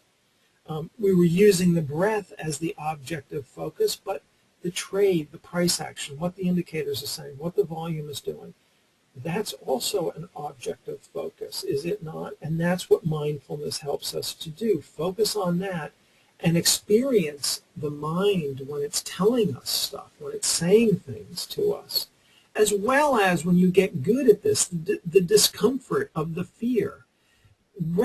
Mindfulness helps us recognize in the moment that these things are temporary, that even the feelings are like passing cars on a roadway, or people walking along a city street and we're walking the opposite way. We pass through, scores, if not hundreds of them, maybe thousands of them. We don't have to embrace every single passerby on the street that we meet, do we? Well, it's the same thing with our thoughts. We don't have to engage every one of the thoughts that we have. Okay, we can keep focused on the high-valued actions that are the tasks of trading. Let me just say a couple of things about what mindfulness isn't. It's not a form of relaxation or positive thinking. Although it does promote both, and especially relaxation, it's not geared to changing your thinking. And it doesn't create a trance-like state, and it's not about hypnosis, and it doesn't promote a blank mind or anything else. Again, the goal here is not to change or escape negative experiences. Just be more conscious of these experiences and be more aware of what they are, not what they say they are. And doing the mindfulness practice helps us decenter from them. And it can be hard to see this. Our minds may still be, this distinction that it's not relaxation and it's not positive thinking and it doesn't, change our thoughts, because our minds may still be angling for that fix or that solution. And as I say, they can really lead to relaxed mental states and certainly reduce the cognitive noise, the thinking in our head. And your mind's going to try to latch on to that. And just notice that for what it is. Just notice that for what it is. It's more of your mind saying something that isn't.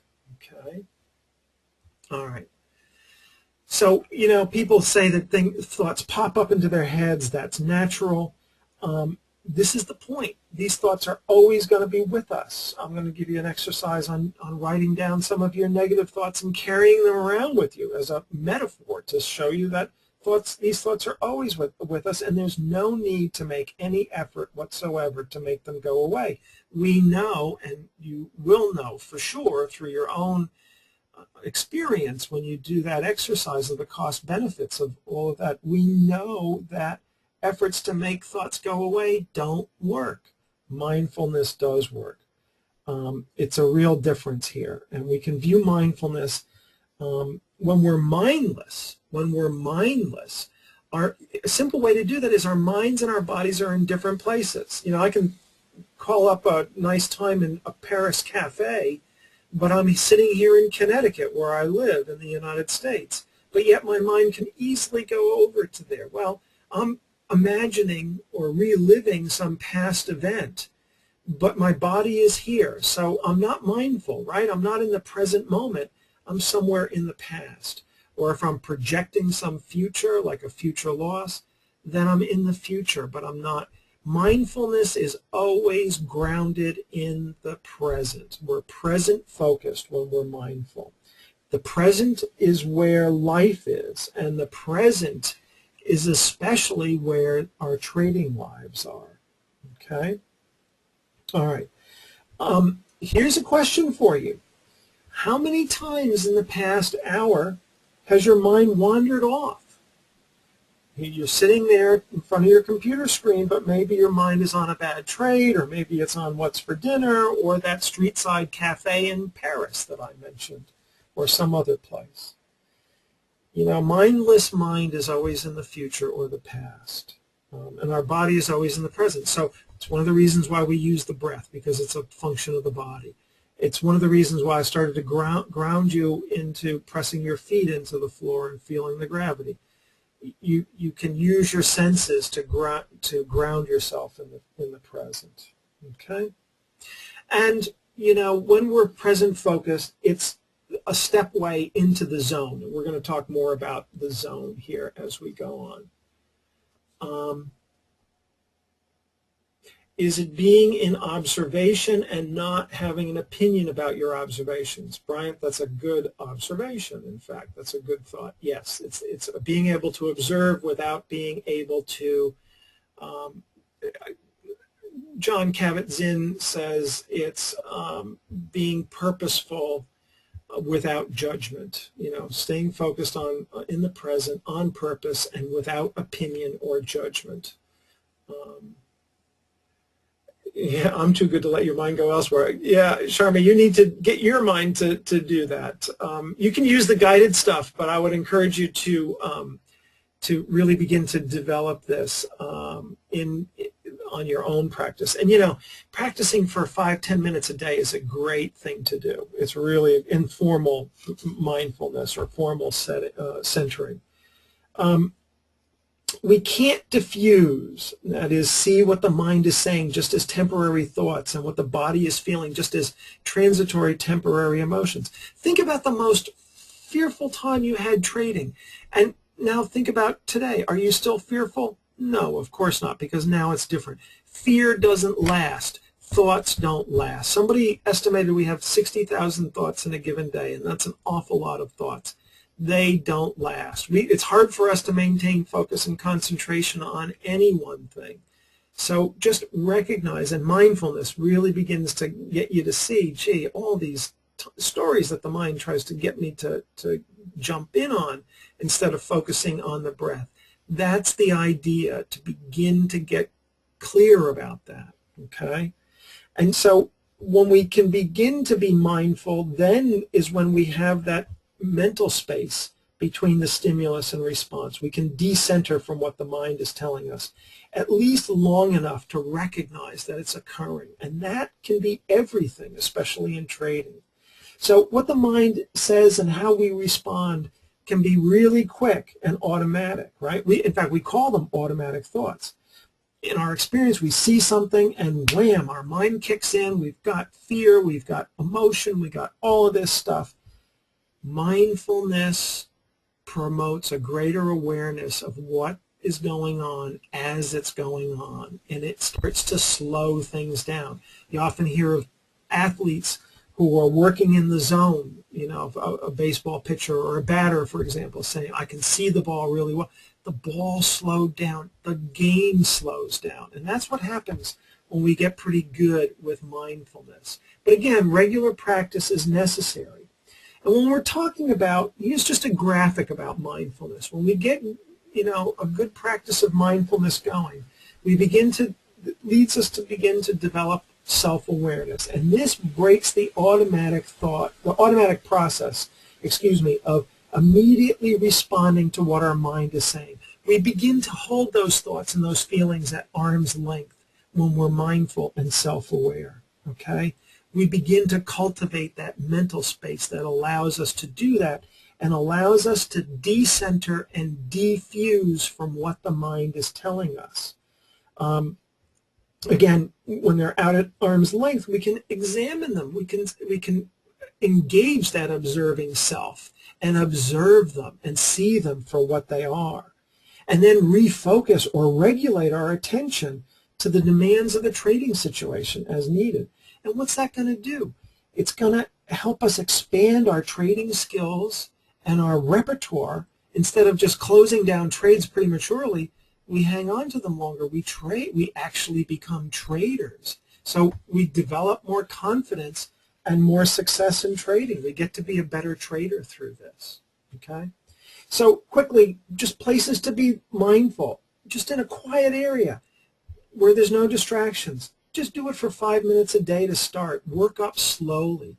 You know, there's several exercises in the workbook. Do it in the shower. I find my mind just goes crazy in the shower. I think it's the ions in the water. So try to be mindful. Focus on your washing yourself, right? Washing the dishes. In fact, there's a nice exercise in washing the dishes. How about when you're talking, with your spouse or your significant other? Really focus in on what they're saying. When the mind wanders off and you want to respond, right? You want to give them a counter argument. Be mindful. Notice that. And then, as hard as it may be, because you really do want to make that counter argument, go back and focus in on what they're talking about. Okay? Certainly in trading, how about the next 10 minutes? See how mindful you can be. Make it a challenge to focus in on this stuff for the next 10 minutes. Okay? So this is the goal. Noticing how thoughts, feelings, images, memories, sensations are not really controllable, but are just thoughts, feelings, images, memories, sensations, and not a whole lot more. We can be mindful when we're studying and annotating charts, when we're logging in our trades, when we're writing in our trade journal, when we're preparing for the next day, when we're reviewing this video, when we're making trades.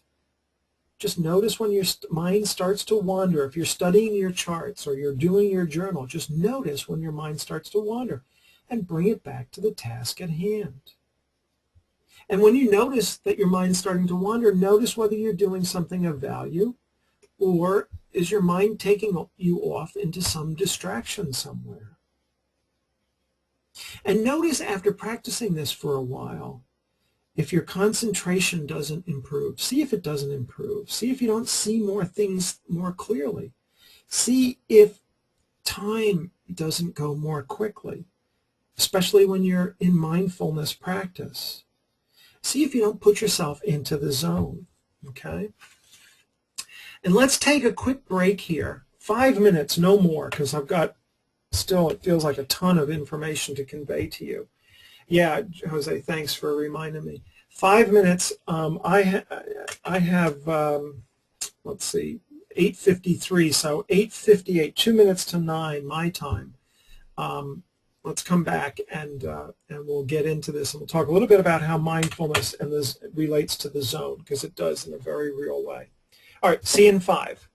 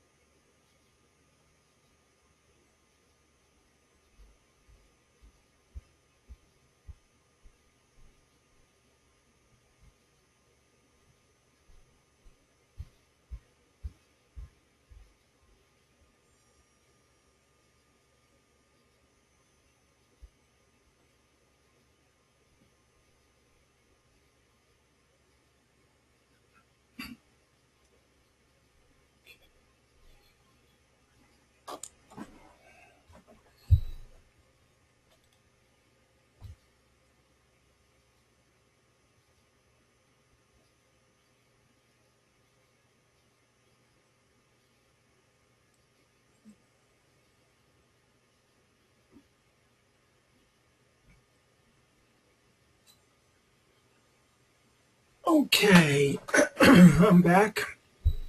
And we'll keep going here because it looks like we're going to wind up running a little over. Hi, Ron. Yeah, we're doing the recording, so you'll be okay. Okay, so we talked a lot about mindfulness and did some mindfulness, and the skills here are really connected into being in the zone, what the athletes have called being in the zone. Helping to, keep folks their attention focused and poised. We'll talk a little bit about what poise is all about, without the need to control these experiences that we have. So the practice of mindfulness helps us develop the ability to allow these naturally occurring experiences to come and go as passing temporary aspects of our experience, like the cars or the people on the city streets. But also at the same time, it helps us maintain a focus on the task at hand. That's the whole key here with mindfulness. It helps us to reduce those, keep attention on what's important and not get help, and helps us avoid jumping into the things that create problems for us, which is struggling with our thoughts and our feelings. All right. Athletes have this ability, and the zone comes from working with athletes. And elite athletes have negative thoughts and negative feelings and fear, just like you and I do. They get uptight before a major game, but they don't focus on this. They've trained themselves so that their focus is on their game and on their game plan. They're not focused on controlling jittery nerves. They're focused on what are they going to do when they get on the field or on the court. I like to quote Tiger Woods. Here's a quote from him, and I know he's had some difficulties, but he's been one heck of a golfer for an awfully long time and considered to be one of the very best in the sport, maybe in the history of the sport. Here's what he says: the challenge is hitting good golf shots when you have to do it when the nerves are fluttering, the heart is pounding, and the palms are sweating. That's Tiger Woods talking. And he's talking about when he's in front of a major event and he's got to, do a chip shot or a good drive or whatever, and his nerves flutter, his heart pounds, and his palms sweat. But he can stay focused. He's trained himself to do that. Do you all remember here's an extreme example. You all remember about a year and a half ago in the springtime, a plane took off out of New York, out of LaGuardia Airport in New York, and they ran into geese, and they had to land it in the Hudson River, right? Well, the next day, or a couple of days later, after that heroic landing, they had the captain, the pilot of that aircraft on one of the morning talk shows with Katie Couric, and his name was Captain Sullenberger, and she said to him, "Oh my God, it must have been incredible. You must have been afraid. It must have been terrifying. Were you worried about all your passengers? You had 140 people on the aircraft." He says, and he was a guy with few words and kind of slow speaker. He says, "Well," he said, "Katie, I figured that the flight crew was taking care of the passengers." And she said, "Well, you must have been so afraid. You must have been so nervous. It must have been so terrifying. Were you praying?" she said. And he turned and he said, "Well, Katie, I figured other people were doing that, right?" And he said, "Listen, the physiological reaction to this was strong, and I had to force myself to use my training." And she said, "Well, what do you mean?" He said, "Well, I felt the fear," basically is what he was saying, the physiological reaction. We talked about all the sensations of the fight or flight response. Imagine what that must have been like, knowing that he was, a hair's breadth away from killing himself and everybody else on board that aircraft. And what did he do? Well, he explained to her, and you can Google this, it's probably still on the internet. There was it's pretty instructive, actually, to see this. He said, you know, my focus was on leveling the wings, checking the airspeed, making sure the nose was up and the tail was down, whatever the, you know, the tasks of landing that plane were. He had the fear. There was no doubt about it. Just like Tiger Woods has fluttering nerves and pounding heart when he's got to make an important shot, this pilot had that fear, and both of them focus on the task at hand. That's what being in the zone is. It's not this notion that these folks never have fear. It's not this notion that they don't have negative thoughts or anything like that. They all have them. But they, you know, have learned either through their own experiences or by working with sports psychologists and keeping their mind in the, they call it mind in the moment. It's the same thing as so we're really talking about the difference between a self-focus, focus on your internal state, your thoughts, your feelings, your body sensations, the images coming into your mind, all of those things. Focus there versus focused on a task, leveling the wings, checking the airspeed. Right? You could focus on the fear. You could start praying to try to alleviate, you know, the fear or whatever. I shouldn't say it that way, but or you focus on the task. Self-focus leads to negative performance. I mean, you know, you can think about this. If you're focused on yourself, which is what you're focused on when you're focused on the things that your mind is telling you and the feelings that you're having when you're in a trade, it's going to lead to negative performance, negative trading results. When you can focus on the task, it's going to lead to positive performance. And efforts to think better, feel better, be more positive, all that stuff, all hinder it. Because, why? Because you're focused on yourself. This stuff here, trying to think better, feel better, have better self-talk, control your mind, it's all leading to a self-focus. It's not leading to the task, which is what we really want to be focused on. Okay? So we know that controlling our fear and anxiety and our thoughts doesn't work. We need something different. Right? We need to start thinking differently, and mindfulness begins to help us do that. We need to get our heads out of our ways. The goal here is not to remove the cognitive activity, not to remove the thoughts and the feelings, but to remove their effects from our trading. And we know control isn't the answer.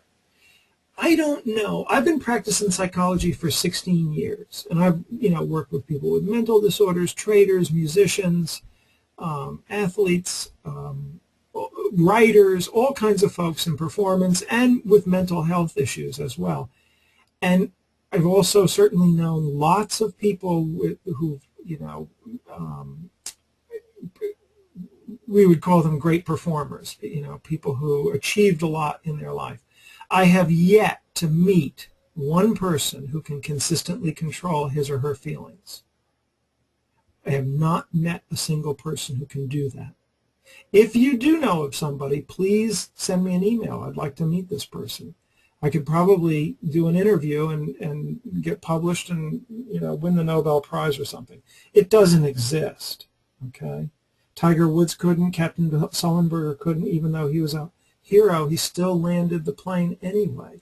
And that's really what our job is here: is not to try to control our feelings and our thoughts, but to land our own planes anyway. Okay, so it's really the struggle here to be without the distress that causes the problem. I told you this would be kind of a hard thing to get your mind around. But struggling with our thoughts and our feelings causes us the problem. We're trying to avoid it. We're trying to escape it.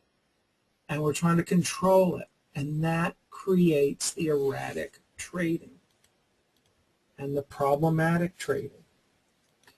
Okay, I want to go through some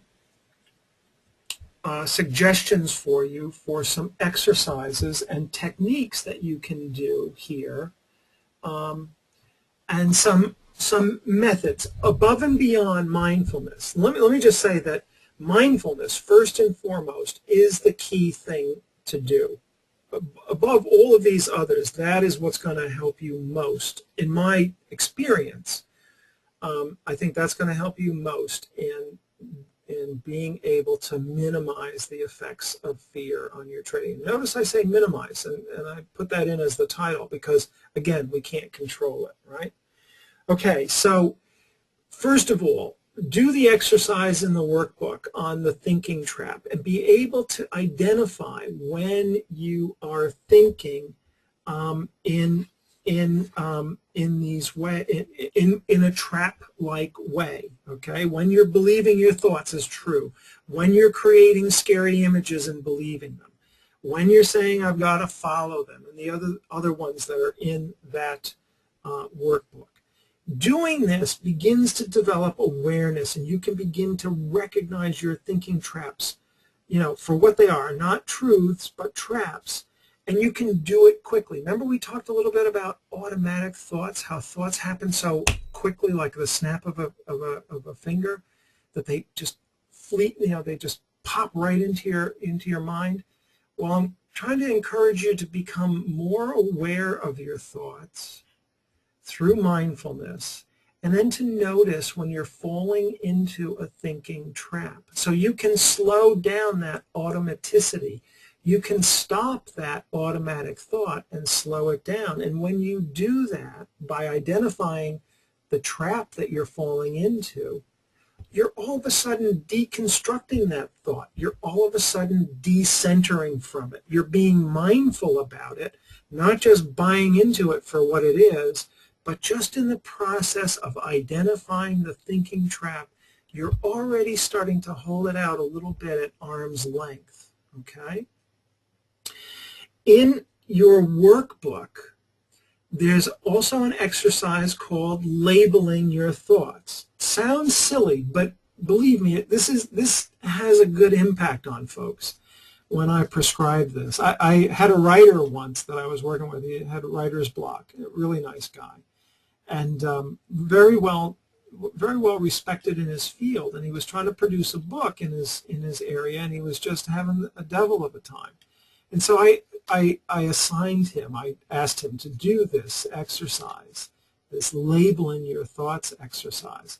And he called it the thought game. He called it the thought game. He was clever in the way he used words. So you can think of it as a game. That's okay. There's nothing wrong with that. Have fun with it.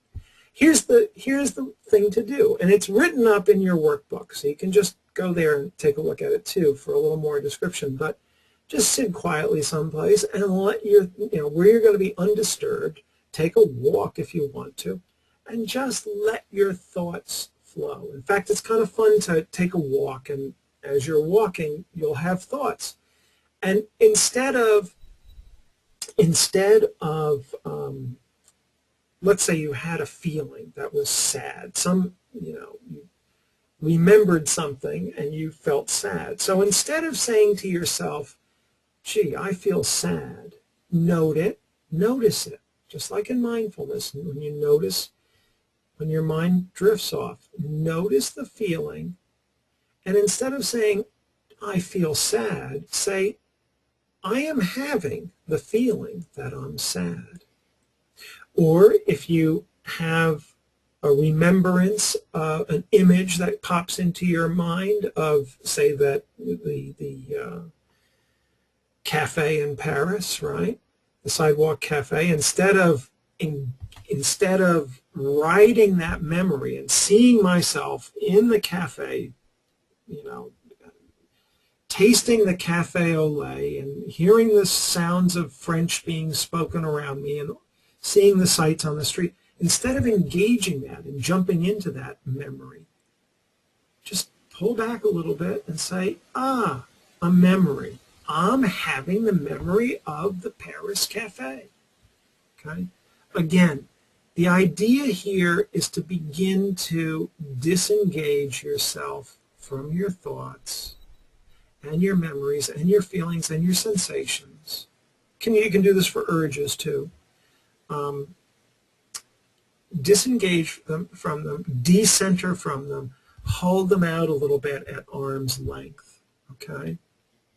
Now, those are two things that are fairly straightforward and fairly simple to do. On the scale of potency, I would say they're sort of small potent.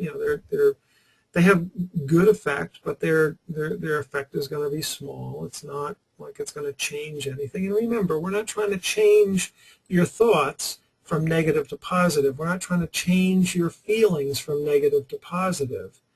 What we're trying to do is separate yourself from your feelings and your thoughts and your sensations a little bit, okay, so you can see them for what they are, temporary, fleeting, and things that you don't have to buy into.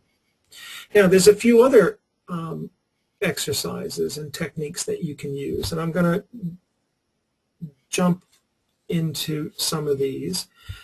Engaging your observing self. We did a little bit of that. I invited you in the mindfulness exercise to call upon and notice that part of you that can notice everything, right? That's our observing self. Here's a little quick exercise on this. You're sitting there in front of your computer. Can you, right this moment, can you kind of see yourself maybe from the corner of the room, looking at yourself, watching your monitor and listening to my talk? Can you do that? Can you kind of pull yourself and sit yourself over in the corner, even though you're here sitting in your chair in front of your monitor, your computer monitor? Can you place yourself over there and see yourself looking at your monitor? Most of us can do this. And you don't have to do it crystal clear and crisp and sharp. It's just the sense or the feeling. Well, that's your observing self. You can also observe yourself having thoughts while you're listening to me, or you can observe, your observing self would notice the pressure on the backs of your thighs on the chair that you're sitting on, or the press of your back against the back of your chair while you are listening to me. That's your observing self. Okay, so when you are in this sort of overwhelmed view or overwhelmed feeling where you're having, painful memories of a loss and thoughts that you can't shake this and you want it to stop and you want it to stop now, and you've got these feelings that are anxious and tense and you're keyed up and you've got gripping fear and you're feeling sick to your stomach and your hands are sweaty and your heart's palpitating away there, and you feel I can't pull the trigger, and I got to move my stops wider, and I've got to hold loose, and all of this stuff is going on together.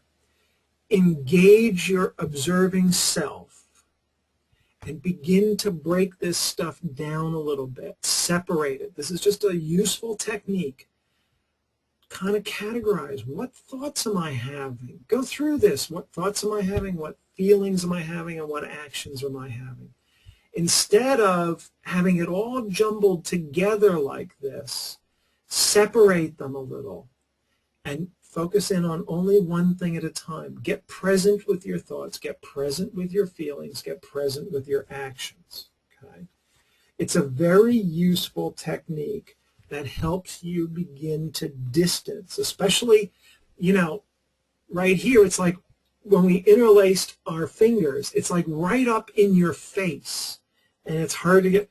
This is pulling it out a little bit and stepping back, engaging your observing self, separating your thoughts and your feelings and stuff. This is the mindful view. Your observing self is like, it's kind of like having a coach that can observe your thoughts, separate from your feelings and separate from your actions. Okay? Separating all of this stuff helps you to see them more clearly. And you can begin to deal with them more mindfully and more effectively. Okay? You can say, okay, these are just thoughts that I'm having. These are just feelings. Let me do what I need to do, what's right here. Okay? Here, that's a technique. Here's another technique. It's called informal mindfulness. And there's a metaphor in here called letting go. Here's the purpose. It's to help you to pause and observe. A lot of this stuff can be done in everyday life. Don't think that you've got to do it all in front of the trading screen. Good practice is doing it in everyday life. Like we said, when you're talking to your spouse or somebody, or you're in the shower or you're washing a dish or what have you.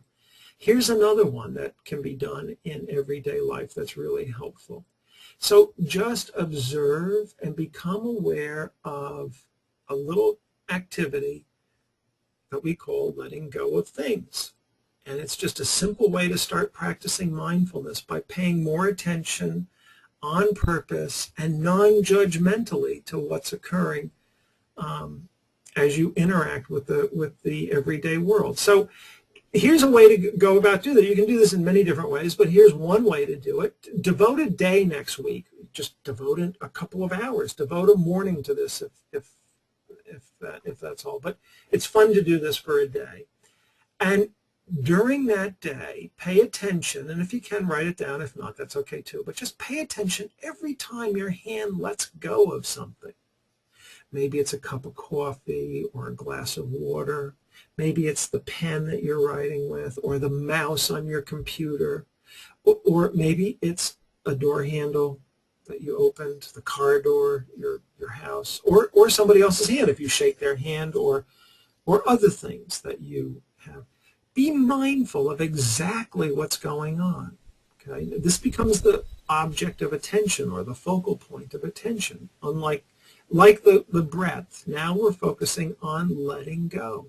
Notice how you put that glass down. How did you release your fingers? What did it feel like? Was the air cool around your fingers as you let that go? Did you notice a temperature differential if you were, setting a cup of coffee down from warmth or heat to non-warmth, non-heat? Notice the movement of the doorknob when you turned it. And be aware of, part of mindfulness would be being aware of shape and weight and texture and the feel of everything you handle and then let go of. And here's something really interesting to do with this. You can play with this in a lot of different ways, but here's one really useful way to play with this. Notice how paying attention versus not paying attention to these things actually influences how you release them. Right? If you're paying attention, you might release them differently than if you weren't paying attention, if you weren't mindful. Okay? Notice that. And this is a good way to practice mindfulness. And you might learn a few things, and it might be worthwhile to jot them down. And it's not a bad idea to do this on a fairly frequent basis. And then think about how being more mindful of letting go could impact your trading. Okay, there's a metaphor here, and there's a purpose. We give this metaphor on purpose because you're letting things go and you're noticing how to let them go. You can let things go when you're trading and other areas of your life too on a day-to-day basis. Begin to start to make connections with other things and your trading. Begin to start to make connections with things that occur with you when you're playing with these mindfulness exercises and other techniques. Make connections to your trading. Make connections to other things in your life. Make connections from other things in your life to trading and vice versa. Because you want to be, we want to be good traders, and you can see lots of stuff in many, many different things. Mindfulness helps you to do that. Todd says something like thinking twice to remember where you put your keys down. I'm not sure that it's going to help you. Well, it certainly is not going to help me do that. But this is a really good mindfulness exercise outside of trading, so it's a useful one to do. And enjoy it. Have fun with it. Now, There are times, and there will be times, when you're going to have strong urges to cut that winner short and flee. That fight or flight syndrome or reflex is going to, pop in really hard, and so there's going to be strong urges. There's no question. It's not easy to do this stuff, and it's certainly not easy to face the discomfort that we have. So it's going to be natural that don't start evaluating yourself next week because you're not able to do this perfectly. Don't fall into that trap, okay? Remember we said part of fear, why it's such a problem, part of it is the E aspect of fear, the evaluation. We tend to evaluate, and then we tend to make a reason that we've got to, cure this before we can do our trading. Don't get into that game. Just be patient and be kind to yourself. It's natural that the urges to cut and run will show up and probably continue to show up for your entire life. Tim Borkin of The Money Show and Traders Expo did a wonderful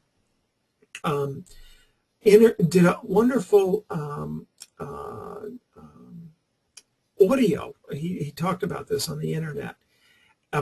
He interviewed some 200 successful traders, and he kind of identified all their traits and characteristics and kind of boiled them all down into 20 of them. And so he did a couple of videos, or audios actually, on this. Well, one of the things that he found consistent across all the successful traders that he talked to, and he talked to 200, was that they're all uncomfortable in their trading. They all still get uncomfortable. Even if some of them had 20, 25 years of experience, they will still feel discomfort in their trades. And yet, just like Captain Sullenberger, just like Tiger Woods, they found a way to deal with it, level those wings, check their airspeed, and land that plane. And these folks, men and women who have long experience with trading and who are successful, still do get uncomfortable. So be patient and be kind to yourself. It's really important. And just keep in mind, even if you catch yourself evaluating yourself, notice that for what it is. Thank your mind for doing that, but just notice that it's some words, some thoughts, and we don't have to buy into that. We know that evaluations never add to these kinds of evaluations never add to the experience. So just notice that. So all of the skills that we've been talking about so far help us deal effectively with avoidance because they're going against the old habits. But sometimes, especially in the beginning, we're going to feel overwhelmed. We're going to feel like that, everything is happening at once. So here's a couple of techniques that you can use. One is, and I mentioned I'd say this before, put your thoughts and urges on index cards. You can do this, quietly, or you can do them when they show up, and you can label them and write them down, okay? And always notice that you've got a choice to do what the card says. So if, let's say, you're in a trade, and you can do this after the trade, but if you're in the trade and they say, cut that winner short, get out of that trade. So you write that down, get out of trade, okay? Notice now that you always have a choice to do what that card says, which is going to, engage your emotions in a self-focused way, right, rather than a task-focused way. Or you can move more towards what's important to you and your trade, okay? You can always do that. Just whatever decision you make, and you may make the decision to cut the winner short. Just notice before you do that you've got a choice to do what the card says or not, okay?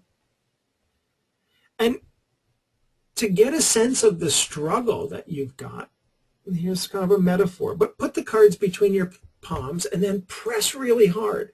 And that's your struggle here, right? And then take that card with that thought and place it on your lap. Now, it sounds silly, but the point here is that the thought's still there.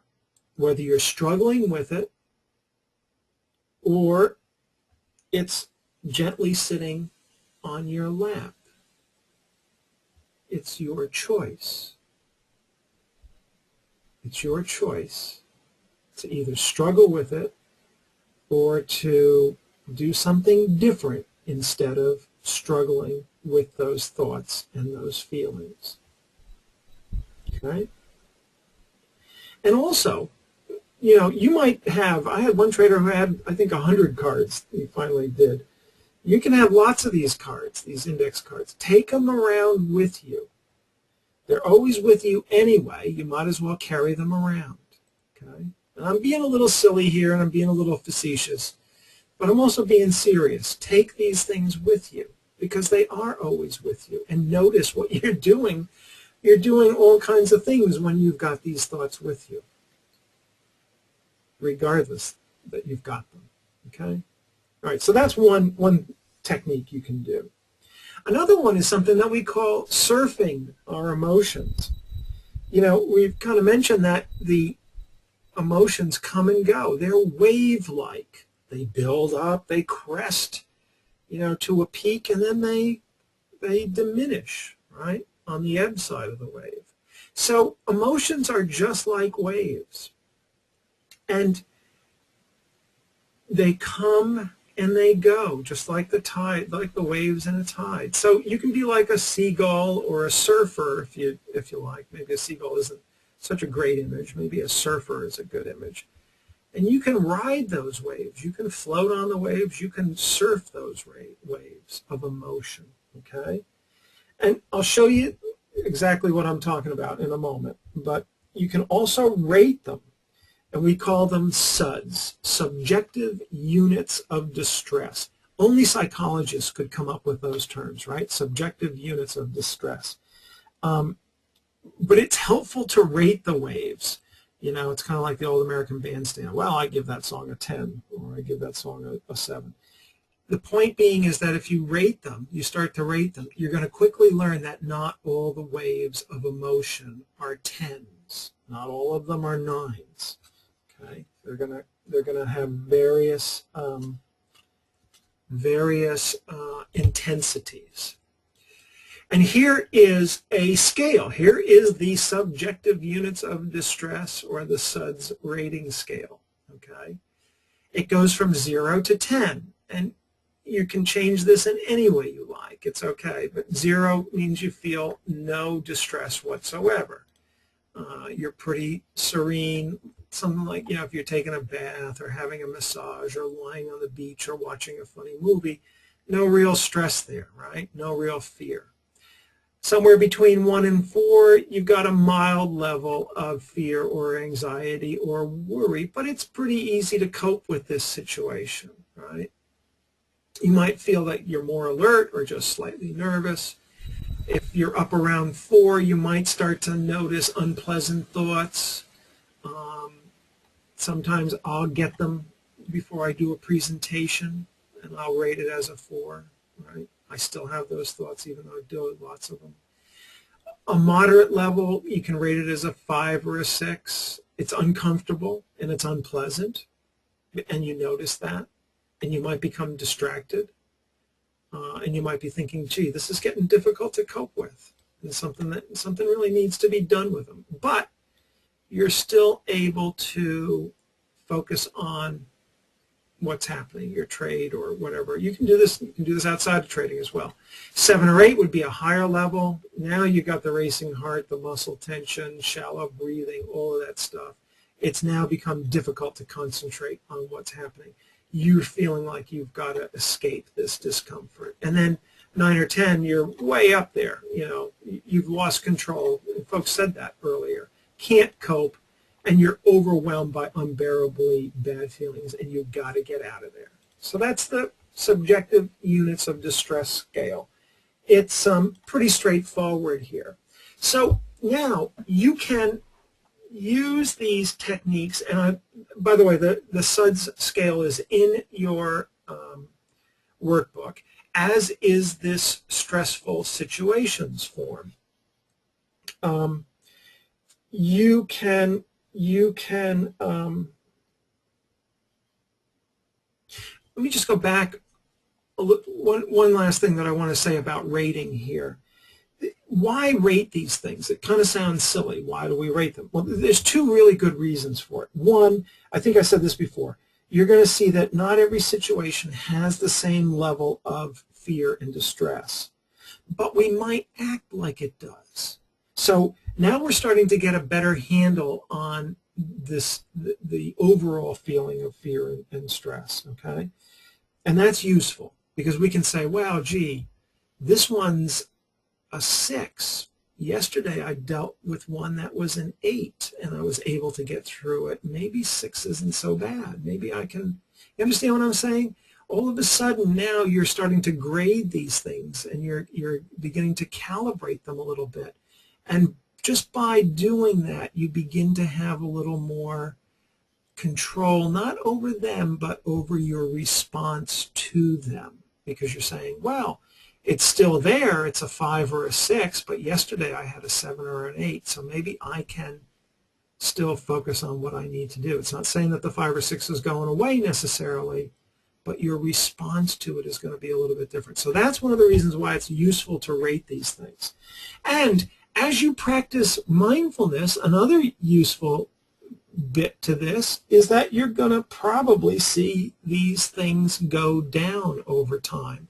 What might be all 7s, 8, and a few 9s might start to become 5s and 6s and 7s and a few 4s thrown in there. Okay, and this is not a bad way to measure and to be objective about this a little bit and see if this is really helping you.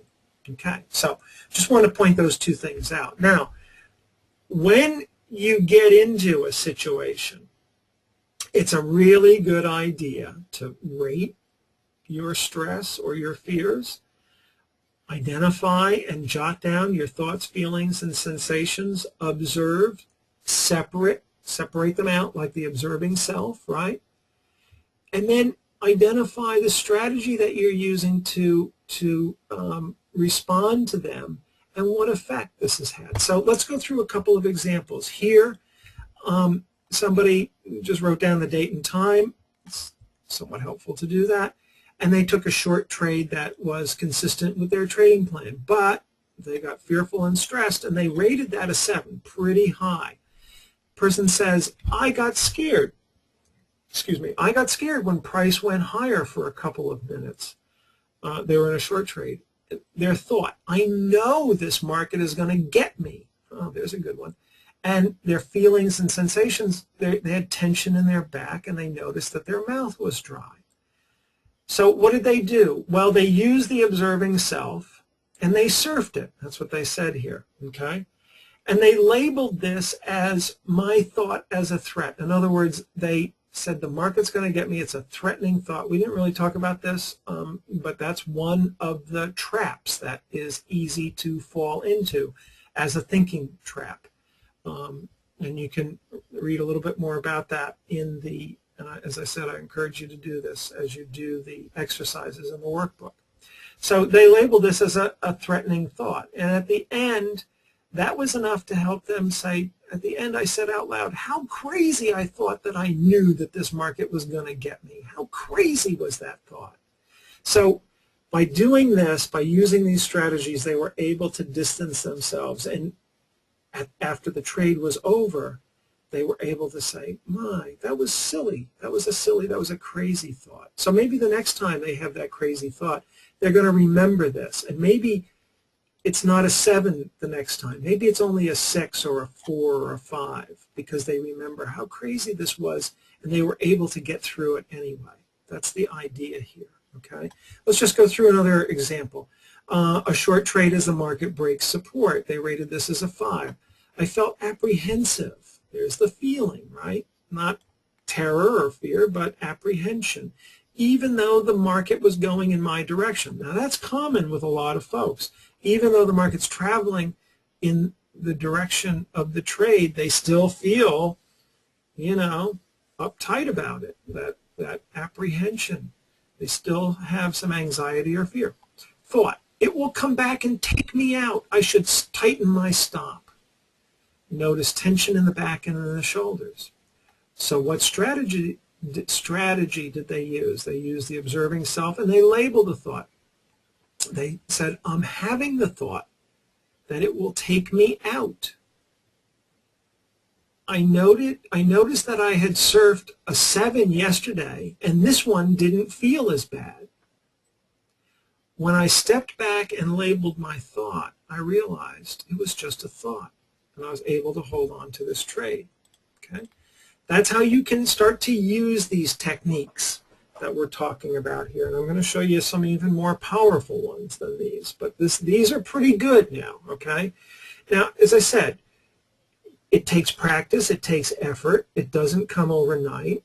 But if you work with this stuff, you should begin to see that you're bringing mindfulness and other techniques into your trading, and you should begin to see some positive effect. Okay. All right. So those are some techniques. Now, I want to hone in. Any questions on those before we move on here?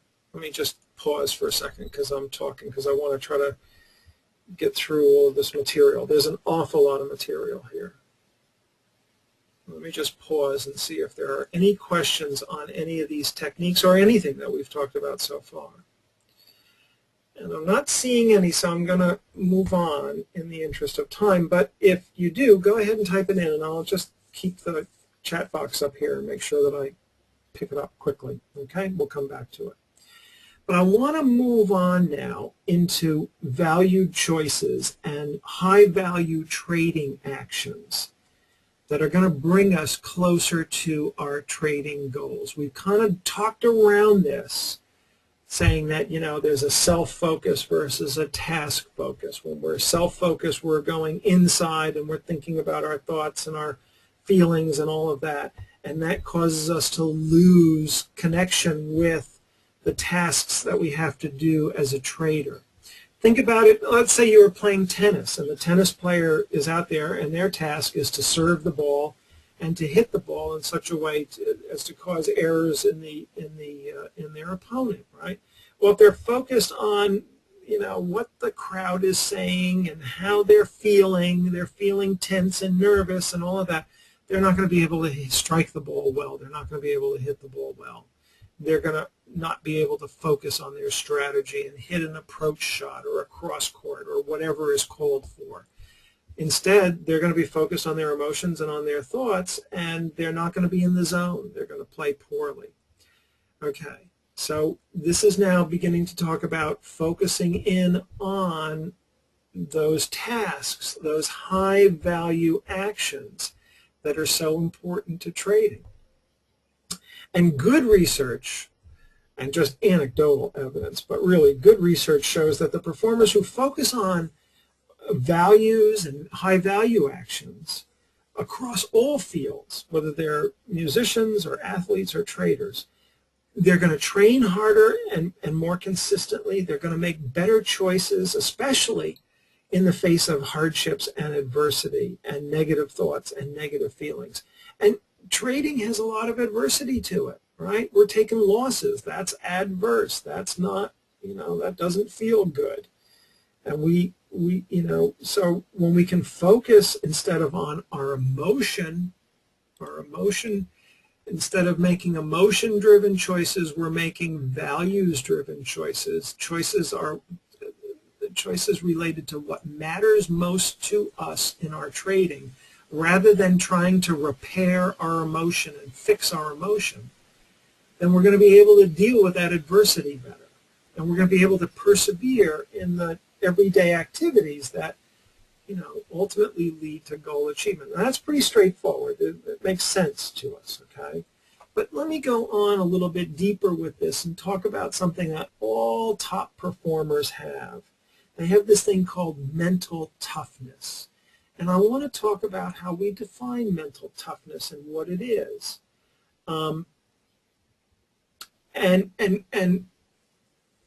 that is, it's an ability to act purposefully and consistently in the pursuit of what's most important to you and to your trade.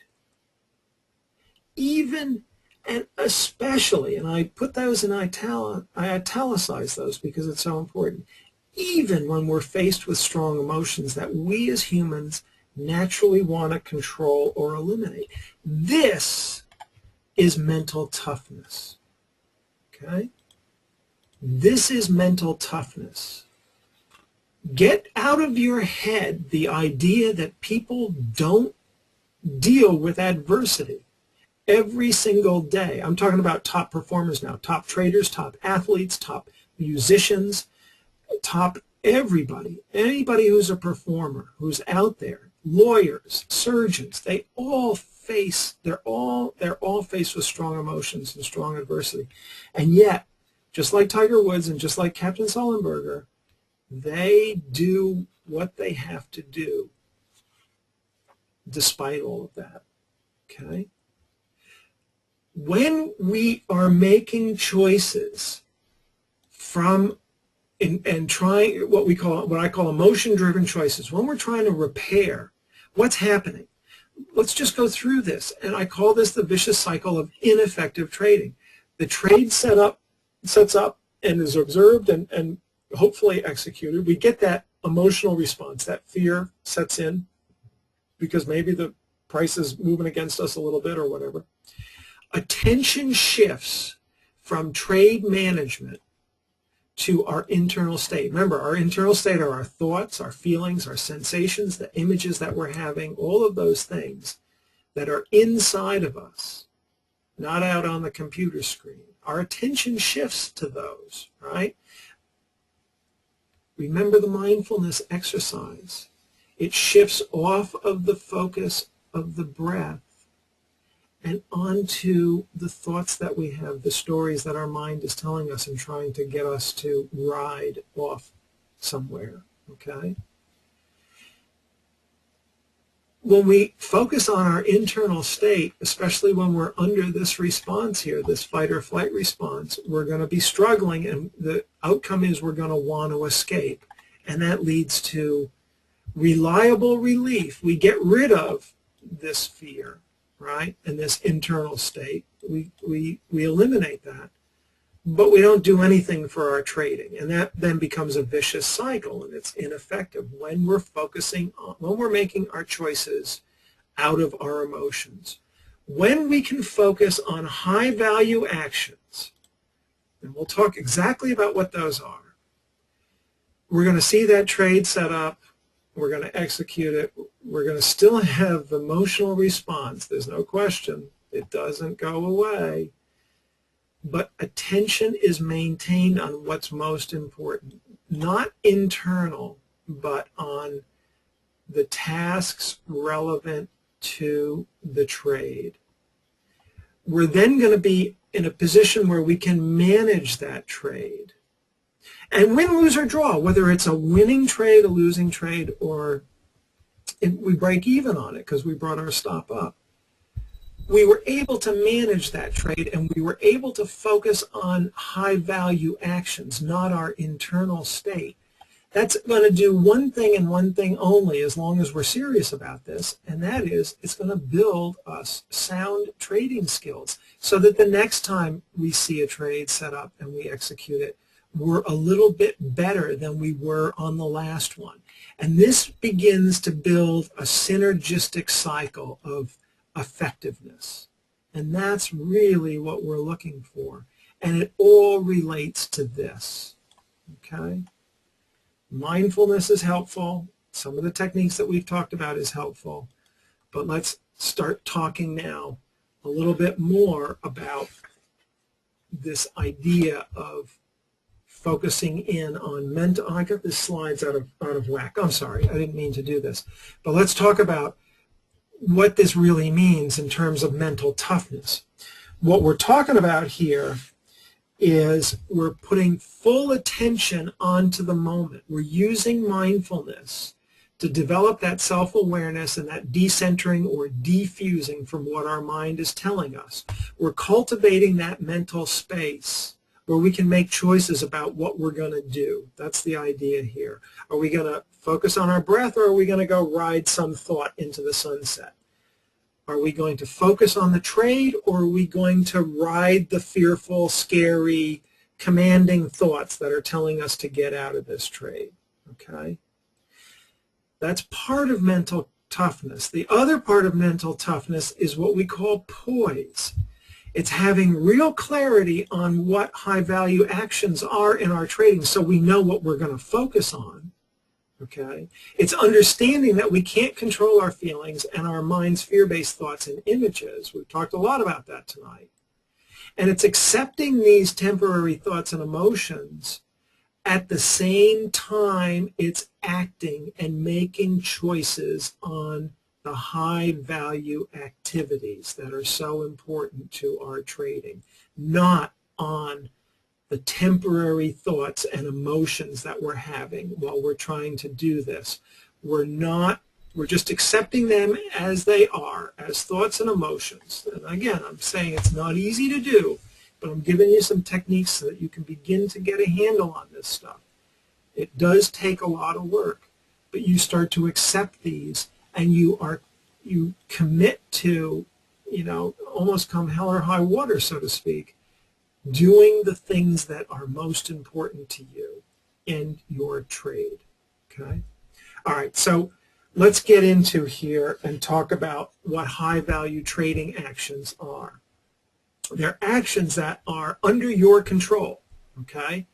We've already said that we really can't control our thoughts and our emotions, can we? Because they come and they go all the time. And we said that we've never met anybody who can consistently do that. I was in a seminar in Denver, and one of the things I said, somebody looked at me as if to say, well, that's not really true. We can control our emotions. So I said, okay, if you can control your emotions, then, and you can try to do this now, or imagine what it would be like. Put yourself into a rage right now. Just put yourself into real anger, ripping, vicious rage. And I waited, and no one could do it. I said, okay, you can't do that? Then turn to the person to your right and fall in love. And they all laughed, right? They all laughed because they recognized how ridiculous that was. You can't put yourself into a rage. You can't make yourself fall in love with the person next to you. You don't have control over those emotions, at least on a consistent and long-term basis. Okay, they come and they go. So high-value trading actions, however, are under your control. You can control those. They all relate to the process of trading. They're all elements that go into trading. We'll talk a little bit about process too tonight. With practice, they're going to expand your repertoire of effective interaction. Okay? They're all about things like trade management and setting stops and what have you. And they're going to increase the likelihood of better and more consistent trading results. And indirectly, they're going to build confidence and self-esteem.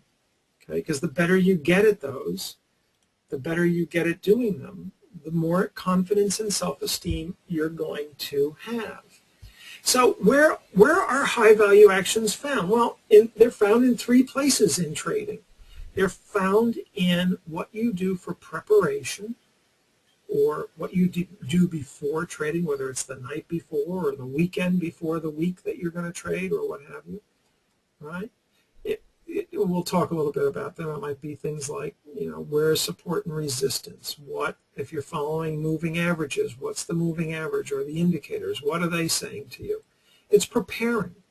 Confidence comes from being well prepared. That's a key part of developing confidence. And there are high-value actions that you can undertake in your preparation. Study, as I say, kind of noting where support and resistance are and things like that. Effective execution. Well, this occurs during trading. I'll go through execution with you in detail. We'll go through some details on that. And then there's also after the trading is over. Few traders do this, but doing what I call accurate self-assessment. So before, during, and after, really the only three things you can do, and the only three things I can help you do is improve your quality preparation, get better at your execution, and help you deal with results through self-assessment. after your trading is over. And there are certain things you can do for each one of those that can help you. All right, let's just take a look at effective execution, high-value actions related to the during phase of trading or execution. And again, they all are under your control, and they all relate to the actual process of trading. And they're going to be the mechanics, the specific mechanics. Identifying the trade setup, making sure that it meets your trading plan and the criteria in the trading plan, and being clear about it, knowing crystal clear, does this meet it or not, and being able to do that. Seeing where the stop should be located. Is there a space, is there a spot, let's say we're taking a long trade to keep things simple. Is there some support underneath your entry where you can see a stop that's reasonable? Or is the stop too far away? Or is there no place to put a stop? Is it too tight? But being able to see that and being able to recognize that. Seeing the exit, where are you going to get out of this trade? Maybe there's all different ways to exit a trade. An indicator value, a higher level of resistance, or even just a price point. 3 points in the S&Ps is my exit. Can you see this trade develop into that? And then from the exit and the stop, can you assess risk reward? That's another high value action that you can take. Okay, notice all of this stuff is focusing on the trading tasks, the actual mechanics, the process of trading, not on your emotions, not on your thoughts. You can have negative thoughts, you can have negative emotions, but you're going to focus on making the entry, looking for, maybe you're looking for a key reversal bar to, a bar that dips down and closes on its high. Maybe you're going to be looking for that. Or maybe it's prices coming down to a moving average. And when it hits that, when it closes at that moving average, that's your entry. Whatever your entry is, however you define it, maybe it's putting a stop above a bar as it's coming down. Maybe you're putting a stop under each high. And that's your high value action, okay, for making that entry. Placing the stop underneath support. Managing the trade, watching this trade. This is the hardest part right here, is managing the trade for most people. The entry can be hard for others, but managing the trade. Seeing the trade and knowing that it's moving in your direction and not all of a sudden coming, changing direction on you, and then making that exit. Those are the high value execution tasks and mechanics of trading. Those are the things that we want to be focused on. Now, everybody's going to be a little bit different. Excuse me, everybody's going to be a little bit different depending on their experiences, depending on their, I don't know, I wouldn't say issues, but the things that they want to get better on. And I'll talk about this in a second. But in your workbook is a form here where you can list out your own personal list of high-value trading actions that will lead to solid trading and confidence in your trading, eventually confidence. And I say everybody's going to be a little bit different. Let's say, you can have high-value actions for very specific things. Let's say, for example, you notice a pattern in your trading. You're counter-trend trading trends, okay? And you're saying to yourself, I got to stop this. This is not productive for me. This is not constructive. Every time I get an uptrend, I'm shorting. Every time I get a downtrend, I'm going long. And I'm trying to pick these spots, and it's not a good thing. So one of your high-value actions might be identifying whether the market is trending or not. Okay, you might be, one of your high-value actions is to go in and say, is the market trending? And to be able to identify, is it making higher highs, higher lows, or lower highs and lower lows? Okay, so different folks are going to have different high-value actions.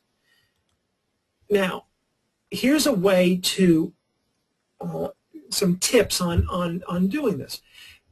Sit down quietly and just, what would it look like if you were trading confidently day after day?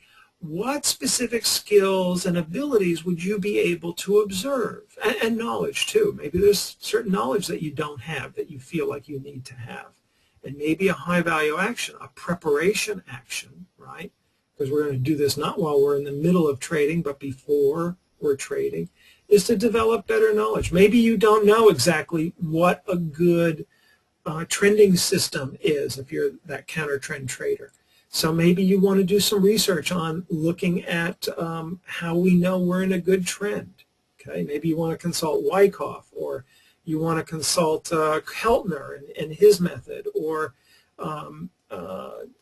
somebody who uses a moving average system. You might want to consult their books or something and pick one. So maybe that's a preparation high value action. Okay. You want to avoid things like, well, I'd be calm, or I wouldn't be fearful, or I'd be trading well. Those are too general, and they're not very useful. I don't know what it means to be calm. Okay. I do know what it means to be focused on making an entry, however, and that's a high value action. Okay, here's another way to do it, is visualize how an expert trader would act. If you were able to sit there and see an expert trader trade, and they were able to, and they were really good at telling you what they were doing, then you get a good, clear idea on what high value actions would be. The basic idea here is just to be thoughtful about what actions and what behavior is valuable in your trading. Okay, we've all had the tendency to focus in on our emotions and our thoughts. I want to get you off of that dime and start focusing in on the things that are going to produce good trading results for you, that are going to produce confidence indirectly, and that are going to make you a better trader. It's the same thing with a tennis player, or let's take a batter, because some people aren't familiar with trading. But let's take a batter. It's the ability to see that ball coming in and to know that it's coming in and to be able to decide and to make that swing. And maybe the high value actions in that baseball player is to adjust his swing a little bit. Maybe it's holding the bat up higher. Maybe it's stepping into the plate properly. Whatever those actions are that he needs to do to get himself prepared before he hits, to actually hit, and then to run to the base and be as quick as he can after the hit. You know, there again, before, during, and after. Those are where he wants to focus his high value actions on. That's where he wants to know, that's where he wants to get clear on what it is that he's got to do to be able to hit well and to play well. And it's the same thing in trading. It's knowledge, it's skills, and abilities that you are going to acquire. Okay? Okay. So why do HVAs? Well, just in general, I mean, I think it's pretty straightforward, but just in summary, we're going to, it's expanding your ability to interact with the market. Remember, we talked about when we're focused on our emotions and trying to escape our thoughts and our negative feelings, our fearful feelings, that avoidance response that we get into when we're in fear. This is the exact opposite, because when we're only focused on getting rid of fear and only focused on our feelings and thoughts, our ability to interact with the market is negligible. We're very limited. Remember, we said it's kind of rigid. We're only focused on one thing and one thing only. Here we're talking about expanding our ability to interact with the market by focusing in on things that are important to us in our trading. Okay? We're certainly less likely to lose focus or make unforced errors when we're focused on high-value actions. And we're certainly less likely to focus in on our internal state where trade navigation gets lost and the likelihood of poor trade results increases. And it also reduces that cognitive activity. Because we have a focal point, it's like the breath. The more we can focus on the breath, the less likely we are to wander off. We will still do that. We'll still have thoughts. We'll still have cognitive activity. But then we refocus back in on the high-value actions. Okay? And again, it takes commitment and a certain level of practice. And again, you want to clarify your personal high-value actions in terms of how you're preparing to trade, how you're executing the trades, and how you're evaluating the trades. And I have an article, and I think it's available on the website. If not, you can send me an email and I'll send it to you. I published an article in SFO magazine. I published two articles. One on is definitely on the website, and if not, we'll put this up on the website if it's not. But one, or you know what we can do? I'll just send it to you. I shouldn't do this because SFO, well, I shouldn't even say this. I'll just send it to you. I'll send you these two tomorrow, okay? I wrote two articles, one on mindfulness, the other one on high-value actions. So that will also help you, I think, in clarifying all of this. All right, let's talk a little bit about putting high-value actions into action. But how to put them into your trading. All right, first and foremost, you need to clarify exactly how you're going to begin to focus on the process of trading. What specific trading relevant tasks are important to you? And use the form that we just went through. Here's another way you can do it. Ask yourself, what high-value actions can I identify that if I put them into practice would have a positive impact on my trading? What HVAs can I identify that if I put them into practice would have a positive impact on my trading? Pick things that are going to be useful for you, okay? And pick one or two HVAs in each area, in preparation, in execution, and evaluation, and work on those, okay? Get good at those. So let's take a look at how you can do this. And this is pretty strong stuff. This is potent stuff now that I'm giving you, okay? You want to put high-value actions into action. Go in small steps. You don't have to do everything all at once, okay? Go slow. Gains are made by small incremental steps, not by large leaps. Large leaps are usually never strong gains, but going incrementally, bit by bit, that's where you build strong gains. So you want to go small. And I'm going to go through an example for you, and you'll see that. So the process is this. Identify the HVA that you want to put in place. Break it down into manageable, specific parts. Make a plan, and I'm giving you a form here to do that.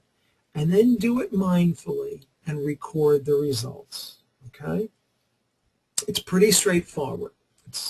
Let's just do an example. And I have in your workbook is this form, a blank form for you. And here's an example. So high-value trading behavior or high-value trading action.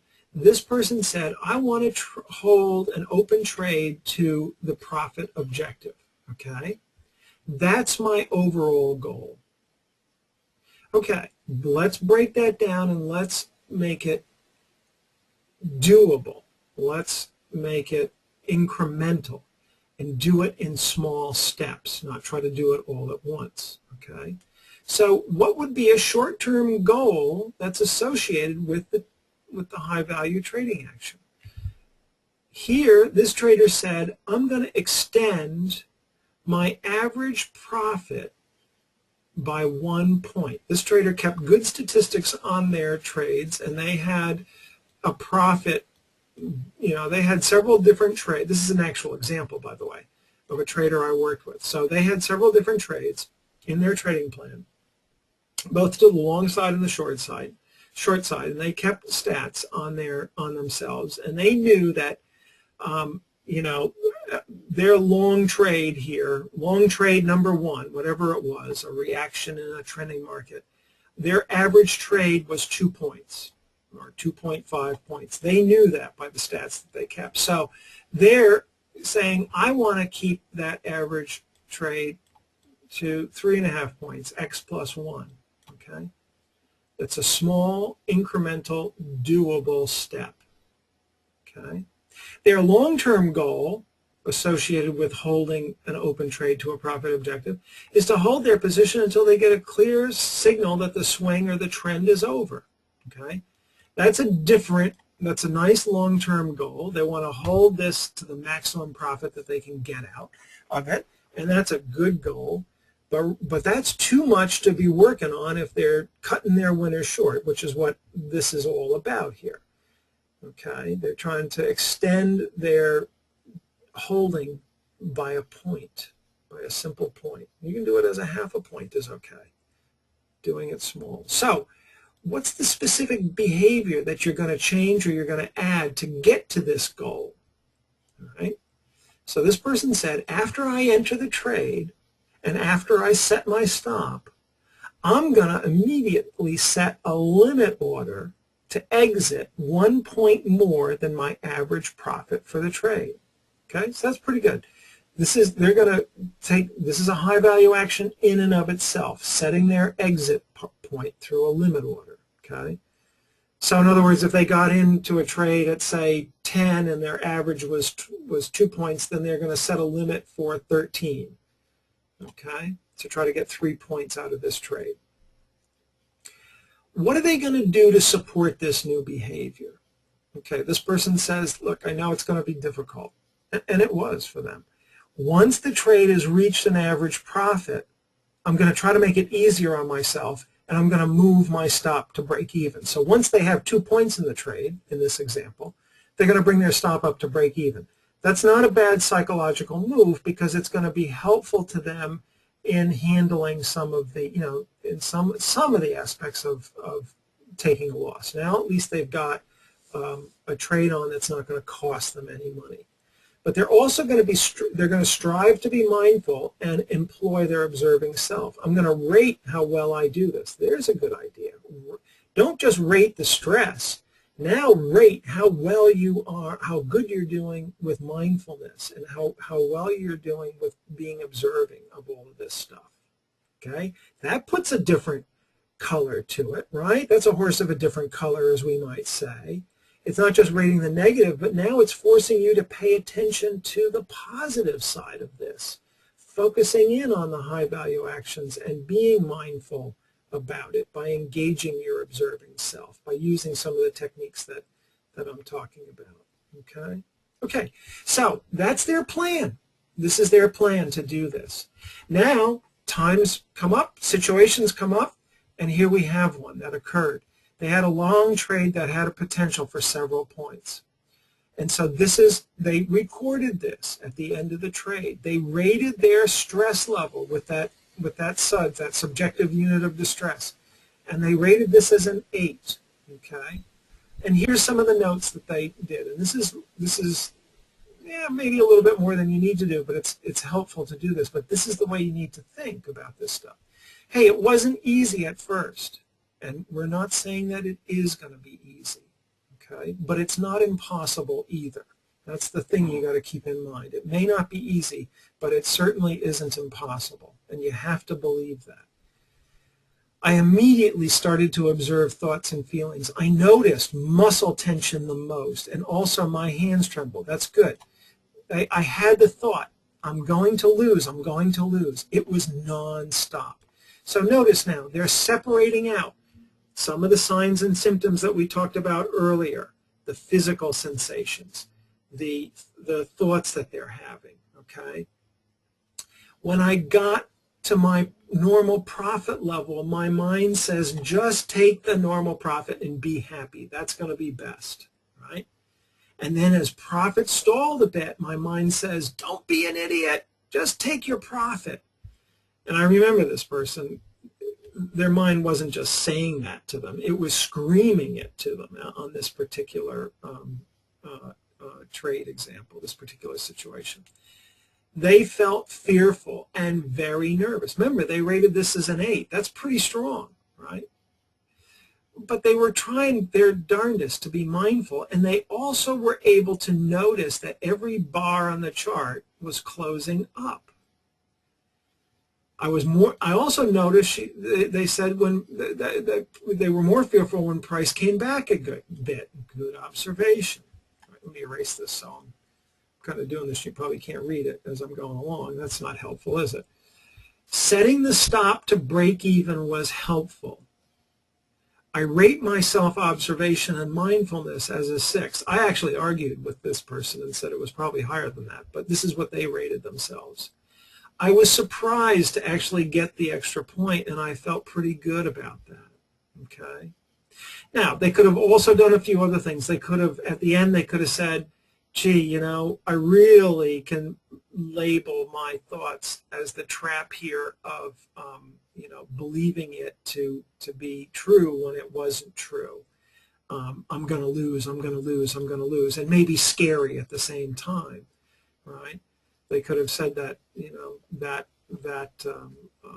as well, or they could have surfed a little bit, or they could have done other things. But this is how you start taking these things and start working with them in a serious way. It's not about, you know, this is real performance psychology. This is not about lying on a couch and talking about your childhood fantasies and, you know, that kind of stuff.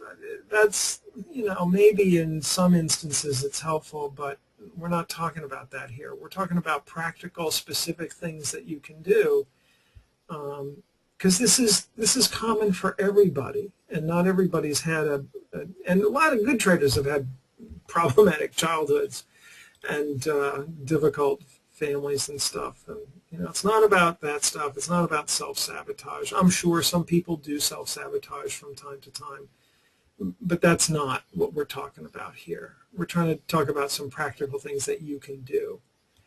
And okay, so that should be pretty straightforward there. Yeah, you can adjust your mics as you can adjust stops as you and do more than that. Certainly you can. That's true. This is an example, Mike, and you've got to make it personal. You're an individual like everybody else is, and what's good for this trader that we looked at may be different than what is useful and important to you. Okay. Now, I want to say something about these HVAs and about value-driven choices. There's always discomfort there, okay? Remember we talked about Tim Borkin's observation with 200 successful traders. There is always discomfort, but emotions are not the enemy. The key is noting them, noticing those emotions, and letting them go as best you can, and staying focused on what matters in the long run, and that's going to be your high-value trading actions, rather than choosing to eliminate or avoid or escape or reduce a temporary feeling. Okay? You're going to have some discomfort there. If you didn't, you wouldn't be human. But it's okay to have that discomfort. You want to do what matters to you, the high-value actions, even if sometimes it doesn't feel good. And you're doing it in the service of what's meaningful to you. And I'm going to give you a little way to think about that in a moment. But, you know, acceptance of that discomfort is an important part of this. And we're not really spending a lot of time on it, but just being willing to experience this discomfort because you're doing something that's more important. You're doing something that really matters.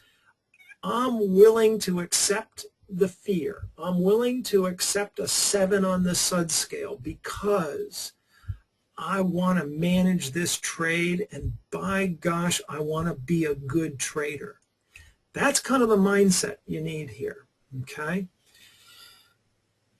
And, you know, you can even think about it in terms of anything, you know the story, anything good takes effort, right? Well, I would say anything good takes some distress and discomfort too. Let's say you want to become physically fit, right?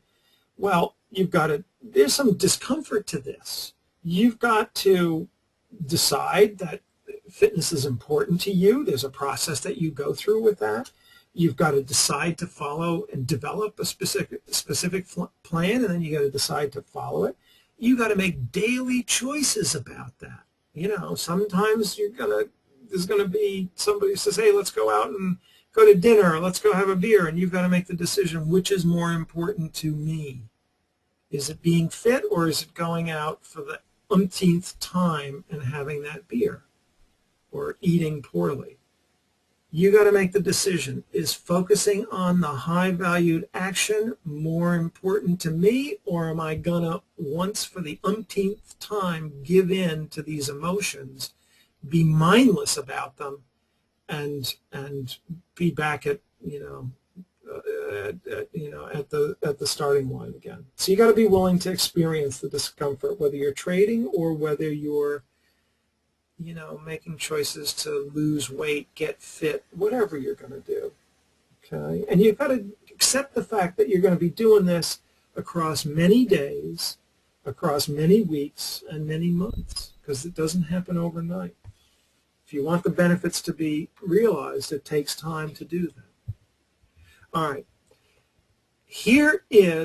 This is a chart that I think many traders find this that I work with very useful. And it's all about mental toughness, and it's all about taking control of the mental side of trading, and it's all about developing some flexibility in your trading psychology, giving you what I consider to be a psychological edge, right? Rather than reacting to what's going on inside you, developing this edge. Now, here's how it works. And it's going, the numbers here go 1, 2, and 3, you can see, and then 4 and 5 and 6. They're it's sort of a cockamamie numbering system. I didn't create that. Somebody else did, but you can see. So number 1, it's a kind of a question that you ask yourself. Being self-aware and knowing that there's a difference between you and your struggles. You can set yourself apart from the struggle with your emotions and with your mind, and engage that observing self that we've talked so much about tonight. Being self-aware, engaging that observing self, can you ask yourself this question? Am I willing to be open to all of my thoughts and all of my feelings and all of my sensations? Not try to control them, just be open to them, to have them as they occur. And can I notice what my mind is telling me for what it is, not what it says it is? Right? So am I willing to be open to these things and not try to struggle with them? And most importantly, can I notice what my mind is telling me for what it is? Can I decenter from my mind a little bit? And can I take then action in the direction of what matters to me, both as a trader and for this trade? HVAs. Can I take action on those? Because those are what matter, not my thoughts and feelings and sensations.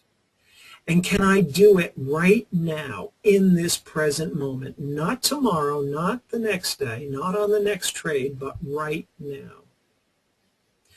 This is the question that you can ask yourself. And if you can do this, you got a psychological edge, you got a trading psychology edge, and you got mental toughness. And that's what we're talking about here, developing this.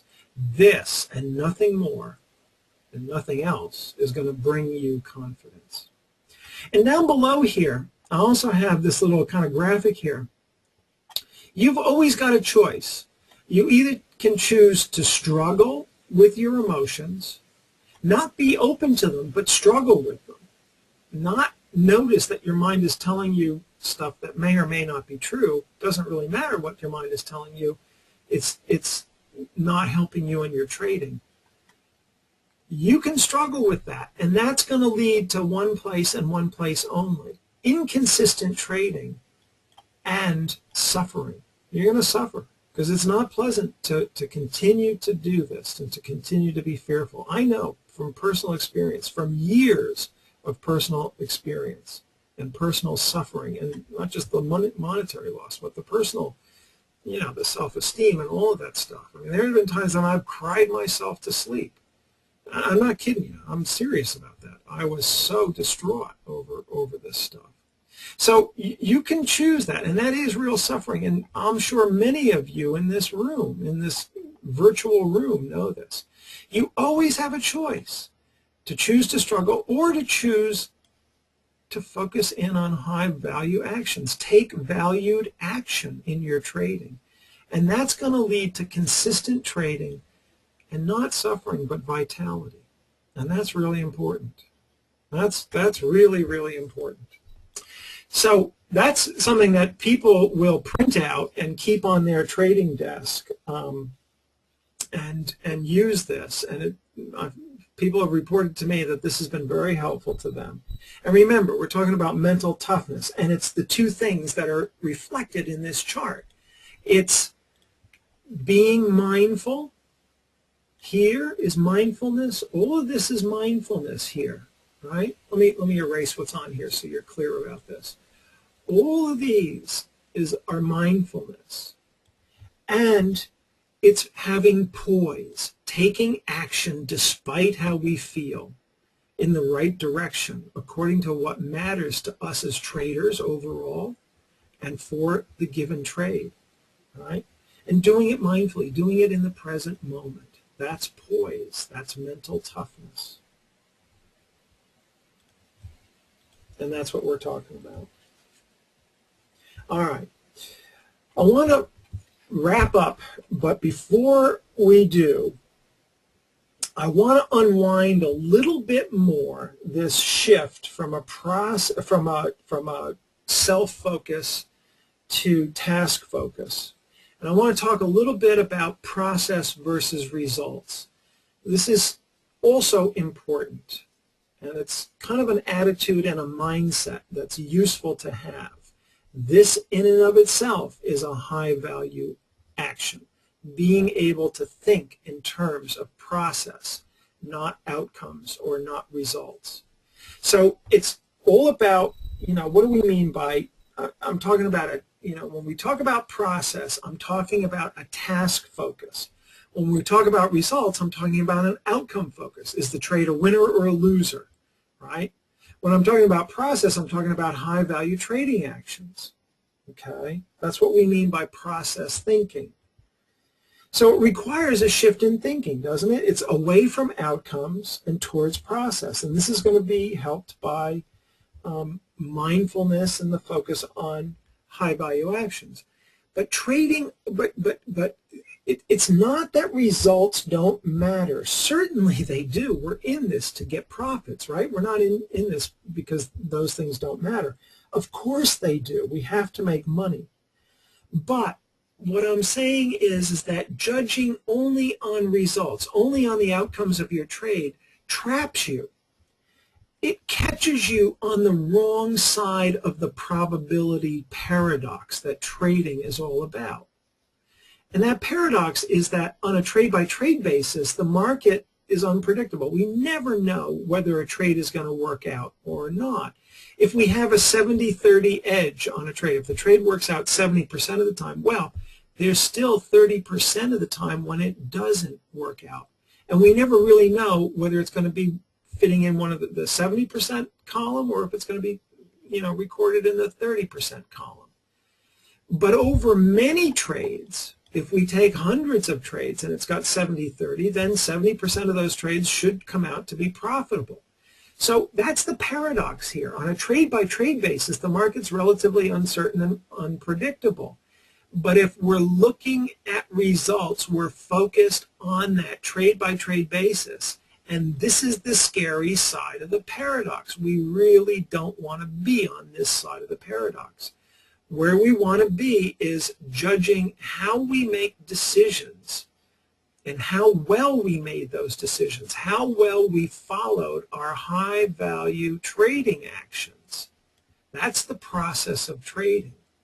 And how well we did that gives us what I call a higher level of truth, because over many trades, if we're following our high value actions on good solid trade setups that have, that have an edge, then we're going to be profitable. It assumes that we have a trade plan that has an edge. But, all of this stuff that we're talking about, believe me, if we don't have an edge, all of this stuff is not going to be very helpful. That's first and foremost. You really do have to have a good trading edge and a good trading plan. All right. If you're looking at how you're making the decisions, how you're making trading decisions, how you're focused in on the high value actions, it also gives you some psychological cover, because some of the trades are going to be profitable and some are going to lose money. If we have that 70-30 ratio, win-loss ratio, a lot of trades are going to be in that 70%, but every so often we're going to get, every 3 trades out of 10, we're going to get losses. So they get chalked up to that column. But that's okay, because we're looking at this over many trades. We're not focused in on a trade-by-trade basis looking at results. We're looking at our process, and our process requires that we look at trading over a number of trades, okay? Otherwise, you're going to be more subject to fear and anxiety and all the things that we've talked about, okay? And that, when we're focusing on the process of trading, it's going to help us develop that internally based confidence. I talk about this a lot of times, internal versus external confidence. External confidence depends on the market, whether the trade was a winner or a loser. Well, some days are really flat, like we had a couple of days ago. We had a narrow range day. You couldn't make money. Somebody used to say liars couldn't even make money on days like that. If the liars can't do it, I can't do it either. But if we're looking at every single trade and we're looking at our outcomes on those trades, or if we're looking at so many points a week, I'm not saying it's a bad idea to have, a certain number of points that we're striving for each week. That's okay, but to be exclusively focused on them is not a good idea, because, there might be days where we do have narrow ranges, or a week where we have narrow ranges. I remember sitting through 3 months in 2001 where the liars were having a difficult time, and so was I, in making money, because the ranges were so narrow in the S&Ps. Internally based confidence is knowing that you traded well according to your plan, that you focused in on your HVAs, any of the other stuff, the internal things of the thoughts and the feelings you did mindfully. That's knowing you traded well. It's not did I make or lose money, or about how the market rewards you on your trades. You're on a roller coaster of emotions then. But it's knowing that you can focus in on the things that are most important to you, and you can control your losses, and that if you need to, and that the odds are on your side when you follow that process, okay? You can manage the risk. We focus in on a single trade as if it is a life or death situation. Geez, think in large samples. Think in terms of how many trades you're making in a week, or in a month, or in a quarter, or in a year, or in 10 years. That's where we want to be as traders, large sample sizes, not putting all of our, emotions and all of everything that we've got into one single trade, right? And so when you follow this process, you can enter into any trade and take a loss and do damage control if it's needed. This is part of the real edge, right? The struggle with fear and anxiety starts to drop down. Confidence starts to rise. And the paradox comes in here. You get more willing to take the risk, right? And the profitability you should see that increase. So, process versus outcome. It's really fundamental. Here's an interesting thing from Michael Lewis in Moneyball. If you've never read it, it's a good book. I won't tell you about the book because we're running out of time, but he talks about a scenario where they're sitting in Las Vegas at a blackjack table, and somebody has a 17. They've got a 10 and a 7. And the guy says, I'll take a hit. And what does he get? he gets a 4, and everybody on the table pats him on the back and says, nice hit because you made 21 playing blackjack. That's wrong. That's not right. That's a focus on the outcome. It's not a focus on the process. If you're sitting there with 17, you know the thing to do is to stand pat. But everybody looks at the outcome. Everybody's focused on the outcome, and they're going to pat you on the back. You've got to have a different thought. And again, I'm not saying that we should be ignoring our results. We can't do that. That's, that's pie in the sky thinking. The point, though, being is that over the long term, process is always going to dominate outcomes in any field that has a probabilistic nature to it. And trading is all about probabilities. And, there are times when you're going to make a good decision that's going to lead to a negative outcome. And sometimes bad decisions are going to lead to good outcomes. But you can't be thinking about that. Here's a really useful way to think about process versus outcome. On one side, you're going to make the process you're going to look at the process that you're using to make the decision. Is it a good process? Are you focusing on high-value actions? Are you trading according to your plan? Are you managing your trade properly? Okay, all of that's good. If you get a good result, then you deserve success. If you get a bad result, if the trade goes against you, well, that's one of those 30%. That goes into the 30% column. It's just a bad break. It's bad luck. It just, the trade normally works, but every so often it doesn't, okay? If you're using a poor decision, if you're jumping out of a trade because you're afraid and you get that bad result, the trade goes on, well, that's kind of poetic justice, isn't it? If you make poor decisions and you jump into a trade that, doesn't meet your plan, but you feel that urge and you get a good result, that's really just dumb luck. It's not repeatable. So having this little idea here in your head about process versus outcome, about following high-value actions, being mindful, all of those things that we've talked about versus trade results, I think will help you a little bit. Start to adapt or adopt this attitude as an attitude, or this idea as an attitude. It's a little different than what we've talked about before, but it does relate. Okay. All right. We've talked an awful lot of stuff today. We talked about the 4 primary trading fears that Douglas first came up with, and I think are really good. We talked about that vicious cycle of fear and stress and how that traps us into an ineffective trading process. We've talked about what makes fear and anxiety so problematic. We talked about being fused in with our thoughts, believing them as if they are the truth. We've talked about evaluating, particularly ourselves, in a negative way and how it never, ever helps in dealing with fear. We've talked about how fear causes us to want to cut and run and avoid holding on to a trade, or avoid taking a trade, or avoid focusing in on the high-value actions. We're locked into our fear and our anxiety. And reason giving, we say to ourselves, I've got to get rid of the fear before I can trade well. I can't hold on to this trade because I can't stand the fear.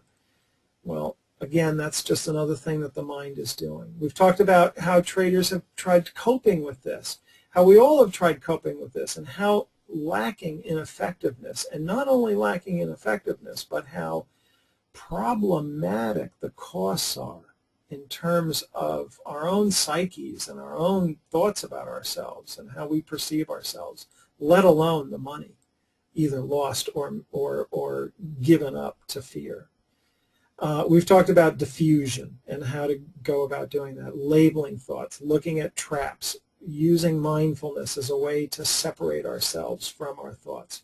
We did some mindfulness tonight. We talked about in lots of different ways how useful mindfulness is and what it does for us. We talked about, in fact, how it is the stepping stone to being in the zone. And we talked a little bit about what being in the zone is and how, first and foremost, it is focusing on tasks, not on emotions, and being mentally tough, being able to be mindful and to be poised. Poised meaning that we can focus in and take those high-value actions despite the adversity we're feeling in the negative thoughts and feelings. That's mental toughness. That's being in the zone. We spent some time talking about high-value trading actions, and we've also talked a lot about how we need to shift away from the self, and in the very end there we talked also about how to shift away from outcomes and begin to focus, I repeated focus, to begin to focus on the process of trading and being mindful and looking at high-value actions and being willing to do that. I gave you that 6-step method of being self-aware, being open to your thoughts and your feelings, noticing what your mind is saying for exactly what it is, just thoughts and words and feelings, not for what it says it is, not that it's reality or that you have to act on it. And then taking action in the direction of the high-value actions that matter most to you, not just for your trade, but also for you as a trader, to grow as a trader.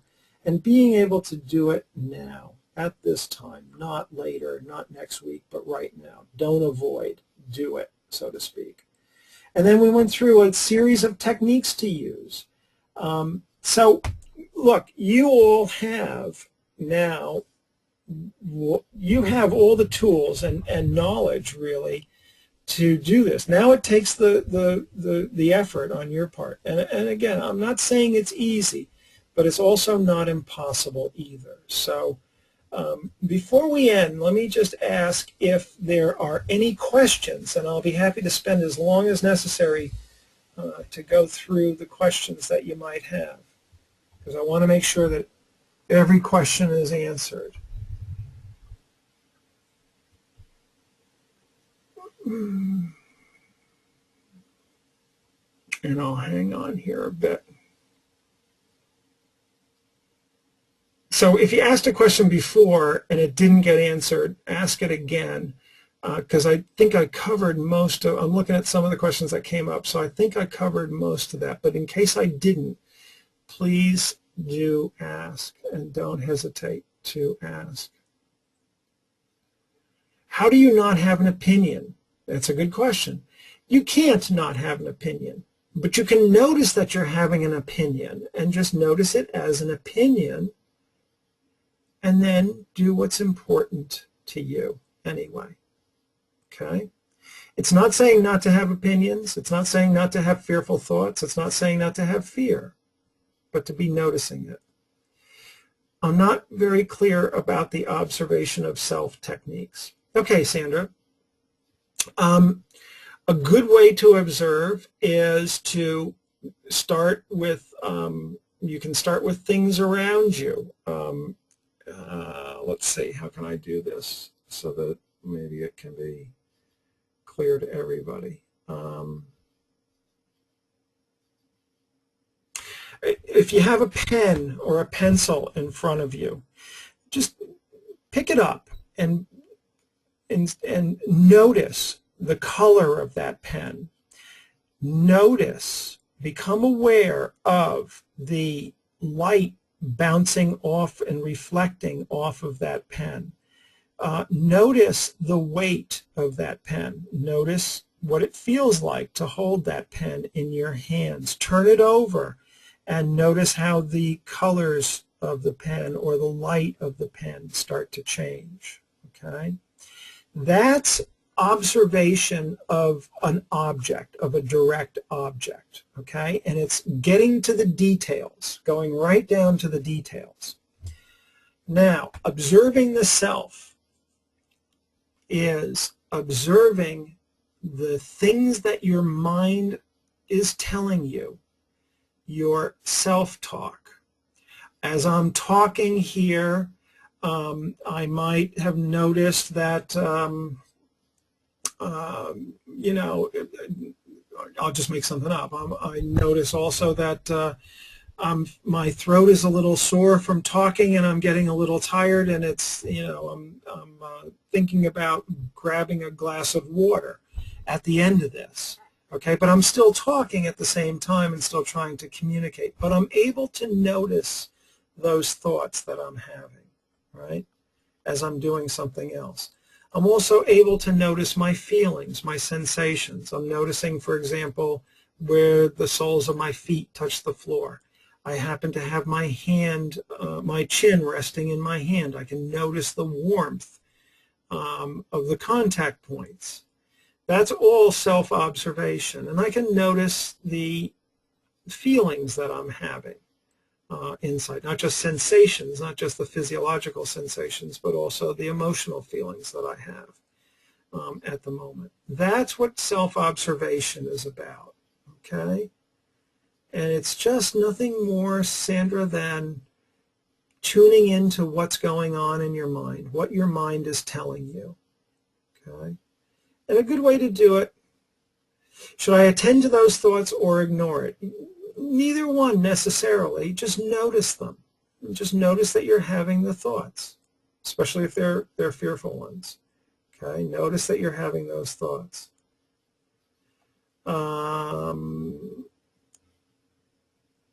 Rama says he'll send my questions by email. That's great. And anybody else who wants to do that, that's great too. Okay, good, Sandra. I'm glad you've got that. If not, or if some questions come up, feel free to send me an email. I'm happy to respond. Sometimes I get lots of them during the day, so sometimes it takes me a couple of days to get back to you, but I will. After a sequence of failed trades, I feel I'm getting negatively conditioned by the market. How do I deal with it? Yeah, of course.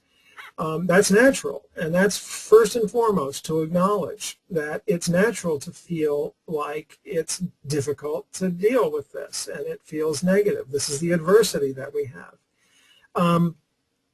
You want to trade small, really small. If you're trading, do this with traders a lot. If you're trading the S&P E-minis, which a lot of traders that I work with do trade because that's what I trade, shift over to the SPY and trade that. And the SPY is equal, 500 shares of, this is the ETF in the SPY. The 500 shares is equal to one S&P contract. So just trade 100 shares or even trade 50 shares. Make sure you got a broker that's not going to charge you an arm and a leg for it. You should be, with a discount broker where it only costs you a couple of bucks to do that. So reduce the risk is number one, and then start applying these techniques and do it bit by bit, and start building some positive response back and to overcome that negative conditioning, because it's not easy to do. It's very interesting to feel the fear and know it's a feeling and still have a clear mind. It's hard to believe. Yeah, I know it is. It's really hard to believe. We're so conditioned. I said this earlier in Western society, and I don't just mean the U.S. I'm talking about Europe and even in I think it's probably less true in Asia, but true there too. We are conditioned not to be able, to run away from fear and to get rid of it. Anxiety is, the technical term for being fearful. That's the psychiatric or psychological term for it, to worry and to fear. And,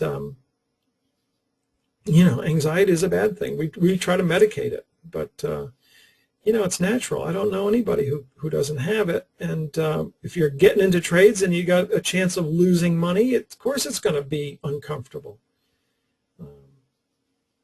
But you can have that discomfort in trade as well.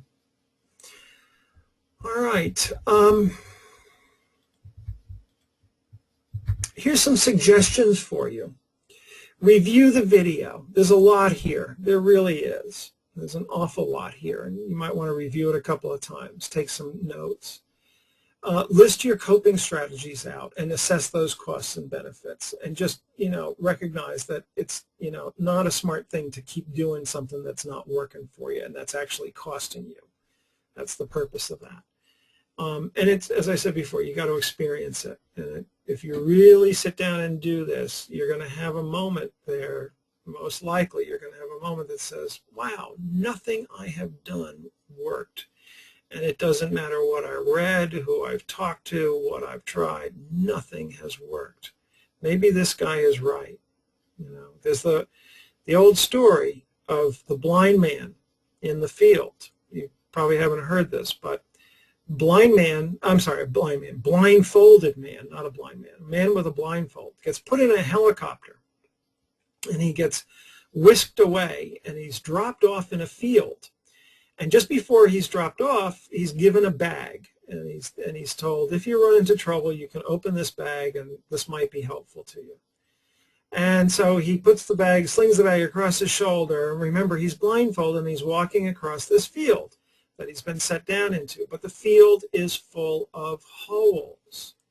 And naturally, he trips and falls into one of the holes. And the hole is, he's in deeper, he's in over his head. So he takes off the blindfold and he says, well, I'm in a fix here, so I better see what's in this bag that they gave me. And he opens up the bag and there is a shovel. So what does he do? He starts digging. And he's digging and he's digging and he's digging and he's digging. And a while later, I come along and I hear this, sounds like somebody's digging down in this hole. So I get down on my knees and I peer over the side and I look down, and sure enough, there's this guy frantically digging. And I said, hey, do you need any help down there? And he stops digging and he looks up and he says, yeah, have you got a bigger shovel?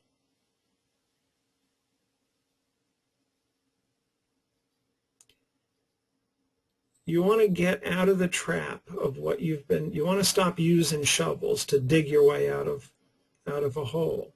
And this is what I know to be the best way to do that. And so begin to notice your thoughts and your feelings and how you get hooked into them. Spend some time doing this. Start to put mindfulness into a daily practice. Just start with 5 minutes. That's all you need to do. And let it grow. Practice diffusion. In the workbook, there's a couple of exercises to do. But you'll begin to notice, if you start to practice mindfulness, you listen to this once or twice, you start to think about this, you'll begin to diffuse from everyday things. You'll start to have thoughts about, God, I remember one of the first ones that I had was, I was still working in a medical center, and I would chronically be late to meetings. And I remember one day when mindfulness and diffusion really hit me square in the face when I was racing to I used to work on an addictions unit, so I was racing to get to this meeting in the conference room of the addictions unit, and I was almost running people over. And I'm panting, and it was summertime and it was humid and I'm sweaty, and I get in and I throw open the door and I race in, and no one's there. Everybody else is late as well. And all the way through, I'm having these thoughts, they're going to fire me, they're going to, do all of these things, I'm so bad, I'm no good, I'm a lousy psychologist, whoever trusts anybody who can't be on time, and blah, blah, blah, blah, blah, blah, blah. The mind does this all the time. And so you'll begin to notice in everyday life, if you start to practice this and start to focus in on diffusion. Develop your list of high-value trading behaviors. We talked about it being unique for everybody. I mean, certainly there are certain common things to everybody, but some things are going to be unique. Note those down. Focus in on a couple of them that are going to bring you some, positive results. Go small. Just hold things for one more point. Take a trade for a half a point. Just if you're having difficulty, getting into a trade it for just a small amount. Go small incremental steps. Use the techniques that we talked about. Think process versus outcomes. keep a journal of this stuff. The form that I gave you kind of helps with that, but try doing that. All right. I see some good comments here. I hope you got something out of this, and I hope that you can start to apply this. And Sandra says it's best to show how to do it rather than talk about it. Yeah, and Sandra, that begins to, that's working with people one-on-one. And truthfully, I do most of the same things here if I were working with you one-on-one. And, you'll see on my website that there are certain resources. As I said, I'll send you those articles. I do blog posts, and there's mindfulness downloads that you can do, and other things, both free things and for sale things. If you're interested in working one-on-one, if this is a real difficult problem for you, here's what I'll do. Usually I work with people and I tell them it's going to take 3 to 6 months before you're going to see good, solid results, and you need to anticipate that. And it's not real expensive, but it's not cheap either. The normal fee, people typically pay 4 weeks in advance, and that fee is $650 for those 4 weeks. And if for folks who purchased this, registered for this webinar, I'll discount that even further for the first 4-week period, and I'll discount it down to $500. Excuse me, $500. Okay, instead of $650. So there's an additional savings there. No one can really show you how to do this. I can show you how to go about doing it and work with you in doing it. But in the end, it's, trading is a lone wolf business, and so is, taking steps to develop the mental side. It's got to come from you. I can show you the way, but ultimately it has to come from you. And if you're interested in the consultation thing, too, working one-on-one, contact either me or Helen. You've got my email address up here, helen@tradingpsychologyedge.com. Tell her you want a free consultation, and I'll sit down and talk with you for 30 or 45 minutes before, without charge at all, and just go, tell you a little bit more about the process if you're interested. But I'm not trying to promote that. Okay, everybody. Good. Okay, good. You got some good information. That's good. I'm glad to hear that. It's important that it is important that I get a little bit of feedback like this. All right, thanks everybody. I appreciate you coming in. I'm sorry I went overtime, as I guess I do, don't I? But I wanted to make sure you got everything. And as I said, you got everything you need to do this if you want to apply it. Not that it's not going to take work, but you've got some of the best stuff going out there. So I want to thank you all again. Thanks for listening, and thank you for being so patient. And good trading, and certainly trade mindfully. And I will see you. I'll see you all soon, I hope. Thanks again. Bye-bye now.